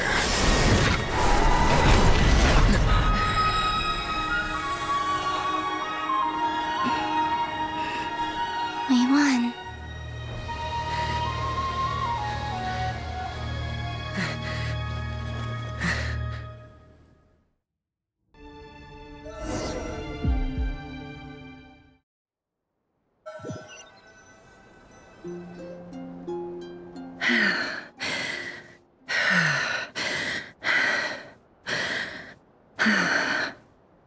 Nefer, how are your eyes? They're fine. Apart from the blindness, of course. It's not too late. Let me handle it.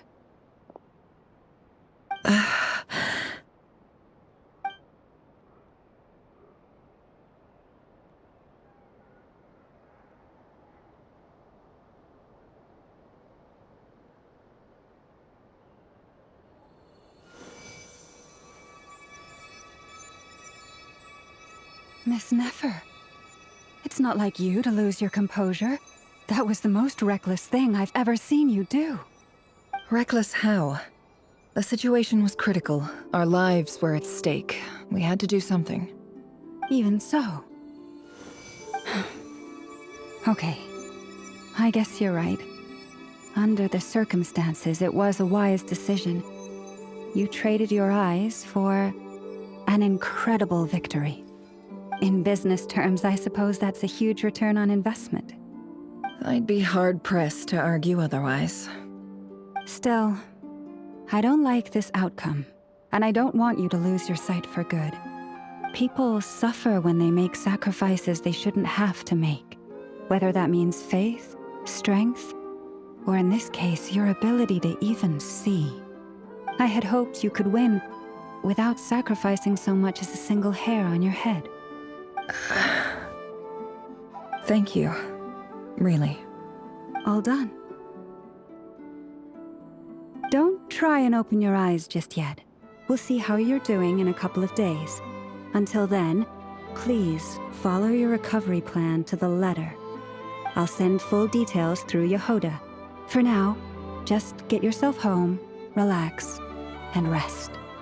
My dear friends, we have fought bravely and achieved a spectacular victory.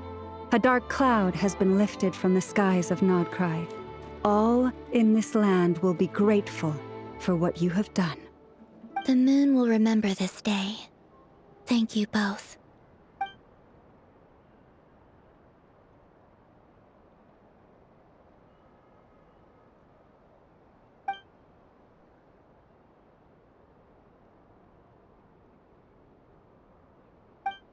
There's something I want to let you know. What is it? When Durin connected everyone's minds so I could access their powers, I also felt everything they felt. And since Nefer's eyes were injured, My eyes are hurting now, too.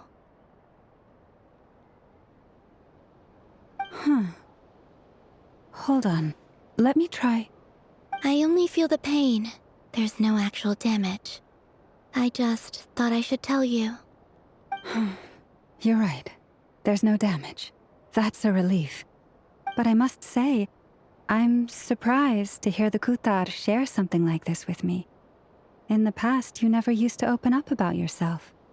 Things are a little different now from how they were. I'm learning to share how I truly feel with my friends. Friends? You have no idea how glad I am to hear that.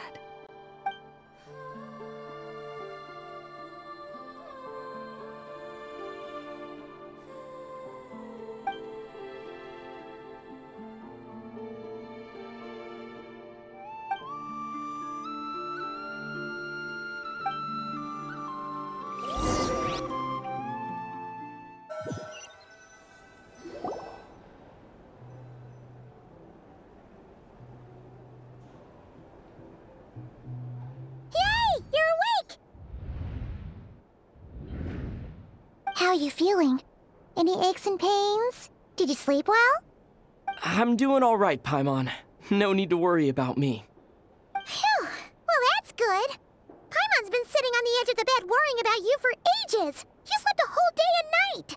Poor Paimon had to eat all by her lonesome. Glad to hear you didn't starve. How was the food? Well, it wasn't the same without you there to share it. Honestly, Paimon just can't relax when you're not your usual self. She couldn't enjoy the food and settle down to sleep. Well, I'm back to normal now. Oh yeah, and Albedo swung by earlier. He said to tell you to head to the tavern when you woke up. Varker and the others are organizing a victory feast and they want to celebrate with you.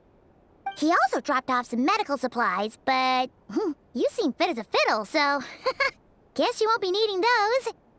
If you're feeling up to it, let's head over now. Wouldn't want to keep them waiting.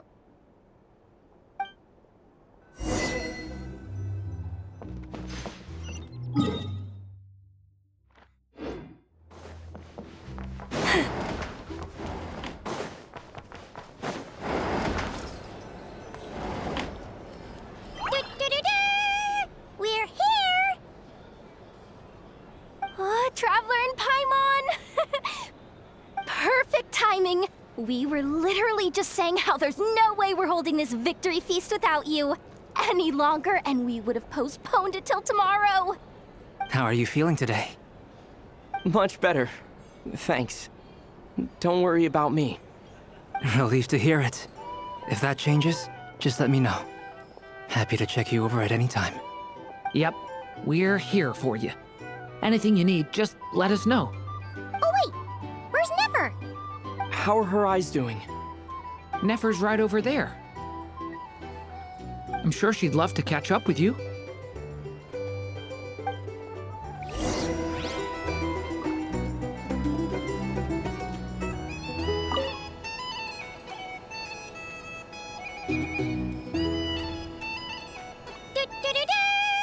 We're here! Oh, Traveler and Paimon! Perfect! How are you feeling today? Much better. Relieved to hear. Yep. Oh wait, where's Nefer? How are her eyes? Nefer's right over there. I'm sure she'd love. Hey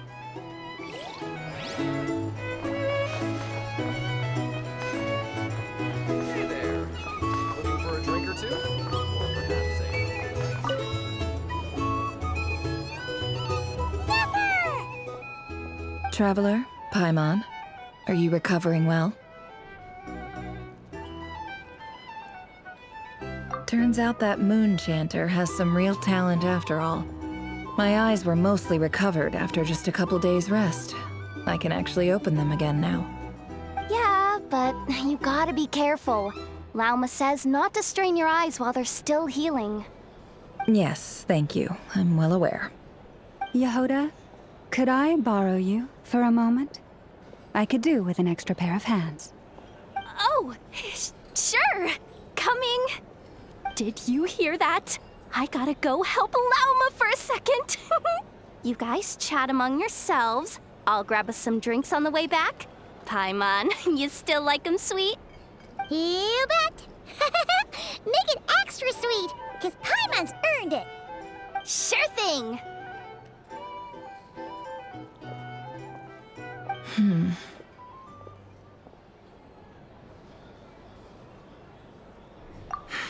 The Raker of Solnari. Kind of a snake, don't you think? No, definitely a snake. A poisonous one who spewed his venomous hatred everywhere. Anyone who seeks revenge out of hatred for other people has become a snake. That's something my dad used to say. Perhaps. I'm sure it sounds like a very wise and open-hearted perspective to your ears. But me? I think hatred is a perfectly justifiable emotion. What else is left when everything you depended on in life gets stripped away? Something's gotta fuel that drive to keep on living.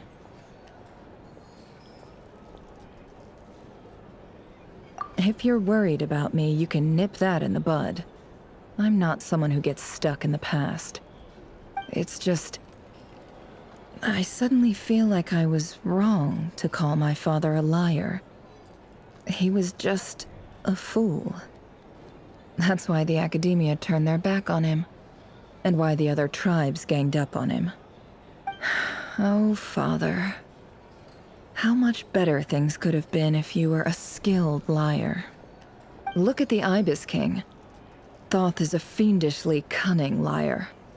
And yet, strangely, he feels more like a father to me than my real dad ever was. He's never brought it up, but I'd bet he feels the same way. Why else would he give me the power to perceive the truth, while at the same time training me in the art of deception? Well, King Deshret banished him to Aru, which is essentially a prison, and posed 3 questions to him. He promised that he'd have his freedom if he could find the answers. His response was to take on a physical form and approach me, hoping that I could become his envoy and search for one of the answers on his behalf. Did he really think I'd fall for that? He's stuck there. He can't make me return what he gave to me. So that's enough for you to decide he's nice, is it? He's a prisoner, and he was scared. So he decided to perform some good deeds to win people's approval. He lives in fear because he's a deceiver. How is Rerir any different? You can't work as a spy your whole life and expect a happy ending. It's preposterous. Yet I can't say I don't understand it. Liars live in the darkness of their own making. But it's still human nature to want to go on living. They say that a liar's soul is the most worthless thing in the world. What do you think?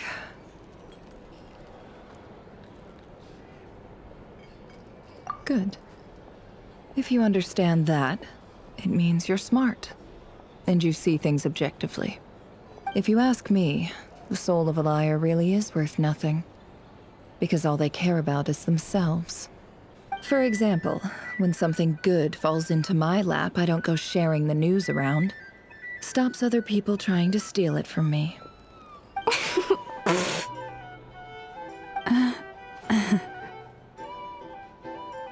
So be it. They have sharp ears. I can't keep anything from them. Oh, is that what it looks like? Well, you all know my past now. And I can't simply eliminate everyone who knows too much. So I guess I just have to put up with you. For the foreseeable future, at least. When you find yourself in a situation you can't control, the safest play is to keep calm and start monitoring everyone involved like a hawk. In the intelligence world, you need to have a sense of perspective and play your hand accordingly. If you understand what's at stake, please ensure my secret is safe with you. I trust you'll respect my wishes as a friend. But don't forget, I will also be watching you like a hawk.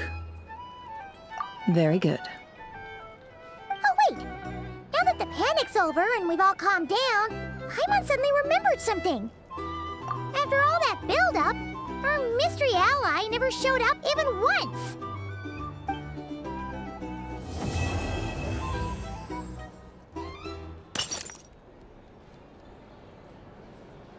Huh? Am I imagining things?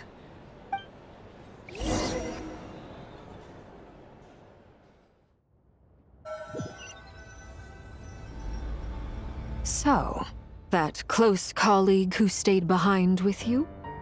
What's he been up to recently? Don't know, don't care.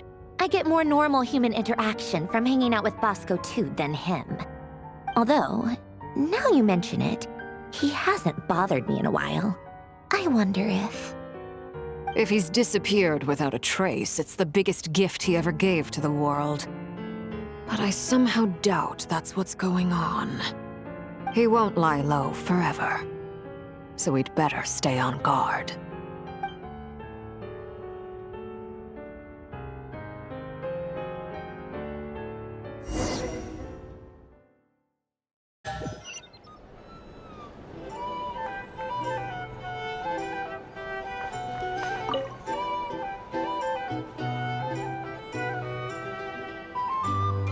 Ah, Lord Sangama Bay. How lovely to see you. I must thank you for the device you provided. It was an enormous help. Would I be right in thinking that it was developed by the Academia? Why come and ask me when you clearly know already? I mostly came to thank you. That's more like it. A little gratitude goes a long way with Lord Sangama Bay. Play your cards right, and you might even stand a chance of becoming my long-term supplier. The chance to work with such a kind and charitable investor as yourself would be a great honor for the Curatorium. Huh? Charitable? Who said anything about charity? First I'm hearing about it. Let's see. The first plot of land you purchased in Nodcry, your desert interests, and...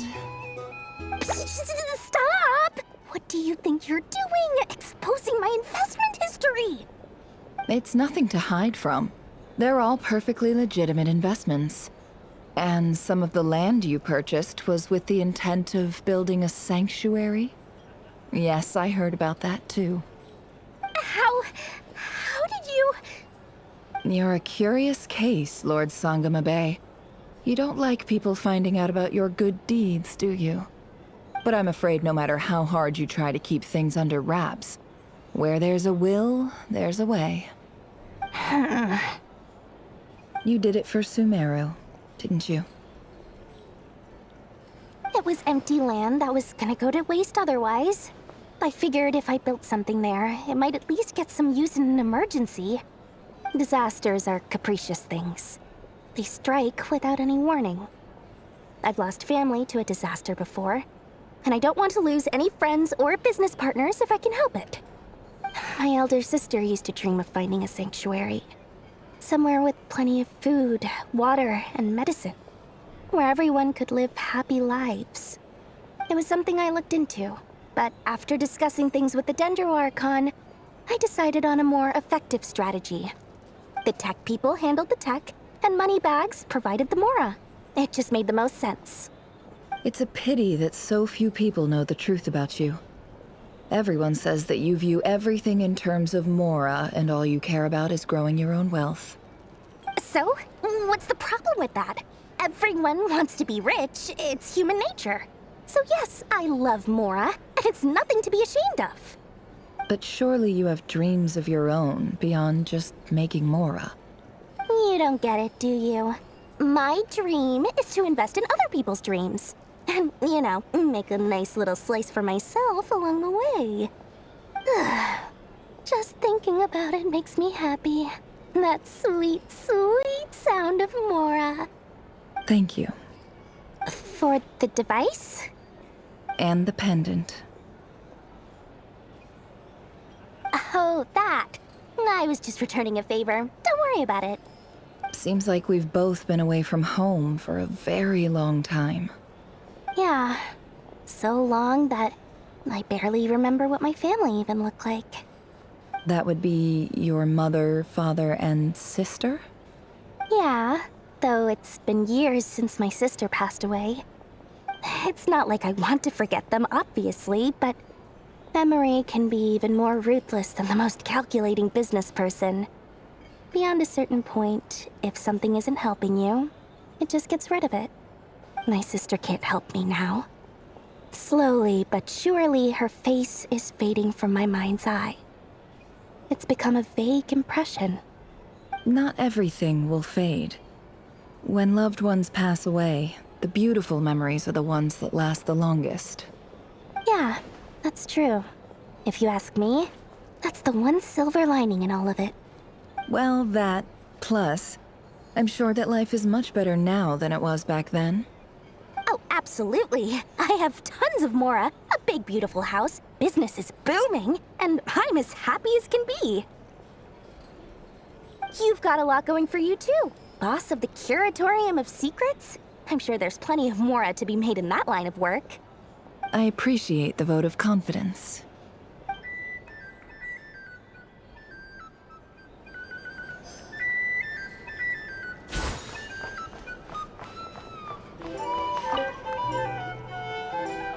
How have you been holding up? Any adverse reactions? If you start to take a turn for the worse, make sure you tell me right away.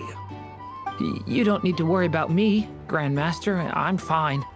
I mean, I barely did anything, so... What? You're too humble, young man. You played an indispensable role in the battle for Notcry. We can't thank you enough for your support. Sometimes, when people praise you, it's because you deserve it. The best thing is to accept it calmly and with grace. It's important to learn how to respond to words of admiration. Let's do a quick demonstration. Albedo, that was an incredible feat of alchemy. The pressure was on, but you worked flawlessly at lightning speed to get the job done. Thank you. I can't take all the credit, though. Durin played a big part in forming the alchemical array. See? Did you catch that? A masterclass in how to take a compliment. Okay, yeah. I did work pretty hard to help prepare for the battle. No point denying that. Hey, you guys! Hey, look who's bounced back. Looking good, Traveler. Seems like you've recovered. You won't need to take any more medication. Can I get you a drink? Huh? You know how to order at a bar now? You've sure learned a lot recently. Handling a drinks order is ridiculously simple compared to alchemy. Don't worry, I'll blend into society yet. Paimon believes it. You're clearly a fast learner, just like your brother. To be totally honest, though, Paimon didn't quite follow all the details when you first explained the plan to us. Don't worry, that's completely understandable. Unless you're a student of alchemy, it's hard to grasp the principle and how the process works. To put it in the simplest terms, we saw how our enemy stole the power of Kuvaki. And that gave us the idea of stealing his power to turn it against him. When facing an enemy you have no hope of defeating, it's best not to engage them in battle. So, instead of looking for a way to overpower him, we decided to help Columbina get strong enough to at least stand up to him in a fight. For this to work, we had to analyze his modes of attack, confirm who his main target was, and make sure that he wouldn't go beyond the range of the alchemical array. For added security, we prepared a total of 4 arrays. But to mitigate the impact of the battle, we identified one location in particular as the ideal spot, which is where the confrontation took place. The alchemical array absorbed his abyssal power. Then Durin processed it to render it usable by Columbina. That power enabled her to do what would otherwise have been nigh on impossible. What surprised me was that Dainsleif actually agreed to join us. Given his history with Rerir, he had every right to sit this one out. But we're extremely grateful for the decision he made. It must have been a painful choice to make. But I'm sure that making a decision was far better for him than staying in limbo. Absolutely. He was torn between 2 paths, but in the end, he made his choice and stuck to it resolutely. He doesn't strike me as the sort of person who'd stay trapped in limbo for long. Anyway, however you cut it, everyone gave a stellar performance. And now, it's time to kick back and celebrate.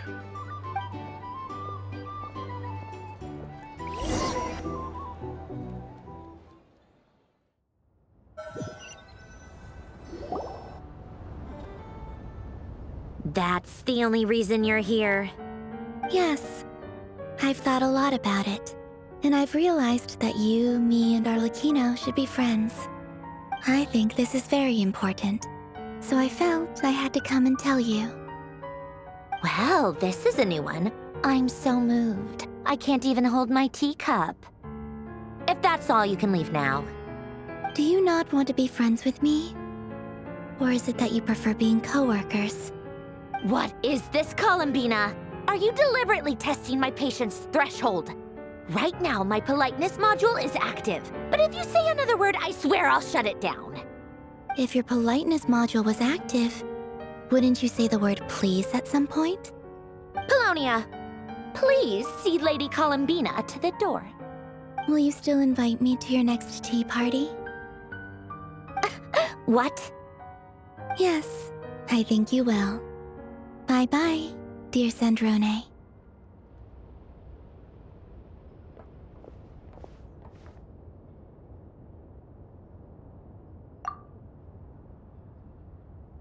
Last time, the Wild Hunt escorted you out. Would you rather I handled it myself this time? We just wanted to, see how you were doing now that it's all over. Why? Out of concern for my safety? I hope you didn't seriously think that the Rayhir of Solnari would be able to lay so much as a finger upon me, given how prepared I was. Mostly because you kind of helped us out, so we just wanted to check you were okay. Looks like all your robots are fixed, huh? Oh, don't you worry about that. Tea time is already a write-off. The visitor before you managed to kill my appetite. If you're in the mood for tea, go ahead and help yourself. Otherwise, it's going to waste. My coasters are still missing in action, though. Use this notebook instead. Whoa! Pretty hefty notebook. Look at all those calculations. You can ignore those. They're just dumb scribblings. I doodle and write in my free time. Sometimes I remember the distant, dreamlike past. Sometimes I imagine the far-flung future. And other times, I grit my teeth and note down all the crazy nonsense going on in the present. Some people do the crosswords in the newspaper. This is my equivalent of that. Trying to predict the future is like daydreaming. And writing about the present just makes me furious. The past is my favorite. If nothing else, it's already set in stone, so I don't have to rack my brains trying to figure it all out. Huh. Although, having said that, the only vaguely interesting memory in my past is probably that guy they call Lord Artificer. Who else? Pretty much all the mecha and Fontaine are his personal handiwork. Wait, are you saying you know him? Like, personally? As a friend? I mean, I guess we were friendly enough. Yep. In fact, I'm probably the only normal person left who knew him at all. We used to chat occasionally back when he was still around. Before he passed away, he asked me to destroy all his manuscripts. I honored his request, but I did read through everything first before destroying them. I mean, I couldn't let the genius of Lord Artificer Alain Guillotin disappear like that. Would have been such a waste. So, that's where the formulas in your notebook are from? I just told you. Those are my equivalent of crossword puzzles. They're just dumb formulas that I solve for fun when I'm bored. Alain's work was like epic poetry. The formulas in my notebook are just silly little riddles in comparison. Not that there's anything bad about them. I mean, at least, solving those riddles isn't going to hurt anyone. Except me, 'cause I lose a few brain cells in the process. Anyway, while we're on the topic, I might as well tell you about what happened to him and his friends. Alain Guillotin had two close buddies, Renee and Jacob. They spent their childhood years together in the Narzissenkreuz Institute. They were all quite competitive, so there was some rivalry between them. But it was a friendly rivalry. But beneath the friendship and the rivalry ran something deeper, a sense of nostalgia for the past.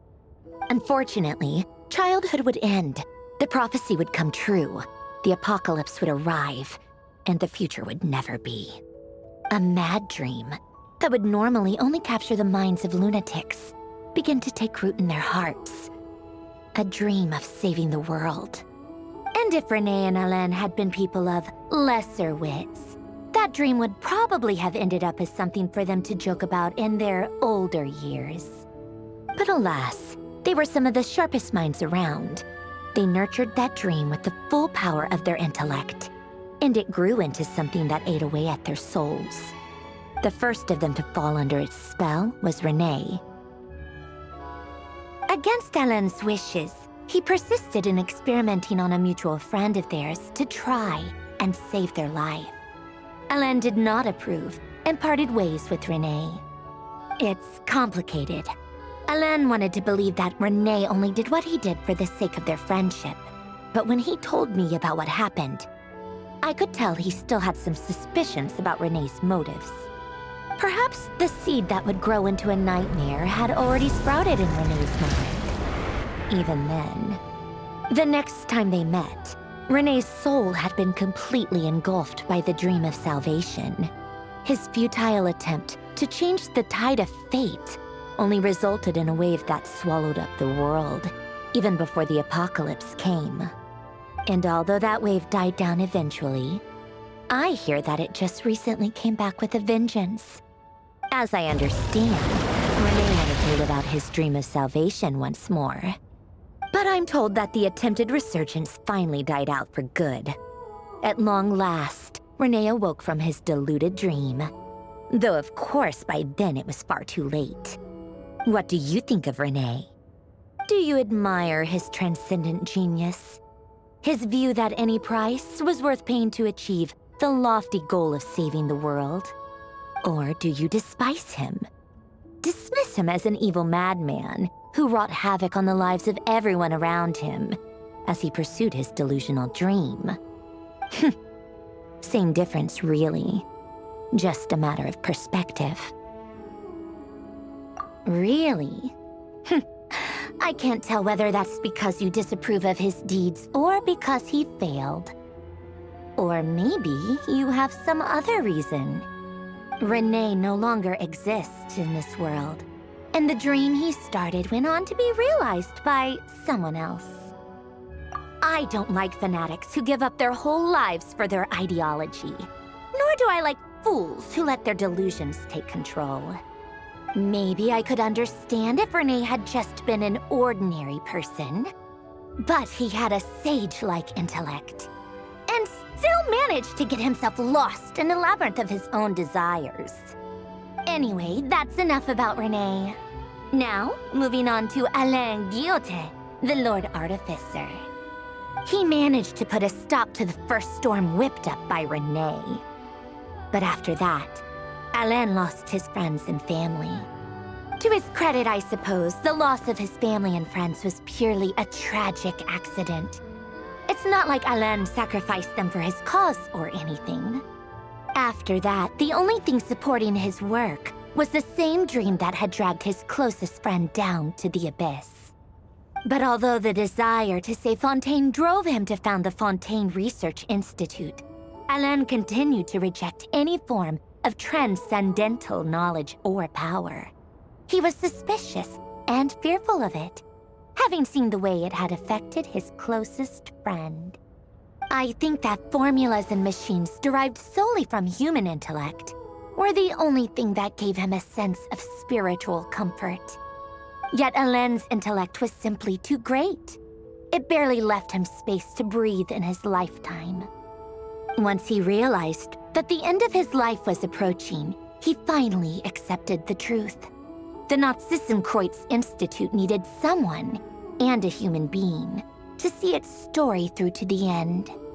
He quit working on his formulas, trading them in for the fairy tales that had played such a formative role in his childhood, but which he'd barely touched in his adult life. He told me that the director of the Nazissenkreuz Institute used to read those fairy tales to the children as bedtime stories. Apparently, they worked wonders at sending kids off to sleep. I think that all he wanted at that time in his life was to be able to sleep deeply without being plagued by depression. By that point, nothing else really mattered.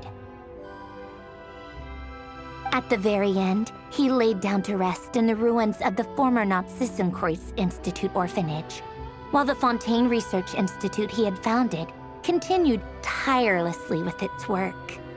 Many years after that, tensions over competing dreams would once again cause a rift, this time between members of the Fontaine Research Institute. But the actions of those fools had nothing at all to do with Alain. And that is the story of two people from the Nazissenkreuz Institute who both wanted to save the world. One went all in on his fantasy of salvation without ever looking back, and ended up calmly sinking to the bottom of the deepest sea. The other sought desperately to burn bright in his life, even though he wasn't sure where he was going. I do sometimes wonder, why is it that people like them have such grand hopes of saving the world? Even the grandest tree starts as a tiny seed. So perhaps, for each of them, their mission to save the world began with a very simple desire: to save themselves. They were young children with friends and family who mattered to them, desires to explore the meaning of life, ambitions to have a successful career. They didn't want to see all of that taken away in one fell swoop. Or maybe they just wanted to find something to anchor themselves within the chaos, to stop them getting quietly swept away by the storms of life. But instead, the search for their own salvation took them down the rocky road laid out by fate. Do you think the desire to save oneself is enough of a justification to try and save the world? Sensible answer. Glad to know you've got your head screwed on straight. Alain would disagree, though. I asked him the same question back when he was in his prime, putting all of his energy into his work. Yes, it's enough. No elaboration, just a quick, short answer before getting right back to his work. He was always that way. All right, tea time's over. I owe Arlecchino a favor for telling me these stories. I'll have to bring a whole sack of gifts the next time I visit the House of the Hearth. I'm gonna go tinker with Polonia now. You guys can do whatever you want, as long as it doesn't involve interrupting me. Polonia, exit hibernation mode. Begin diagnostics.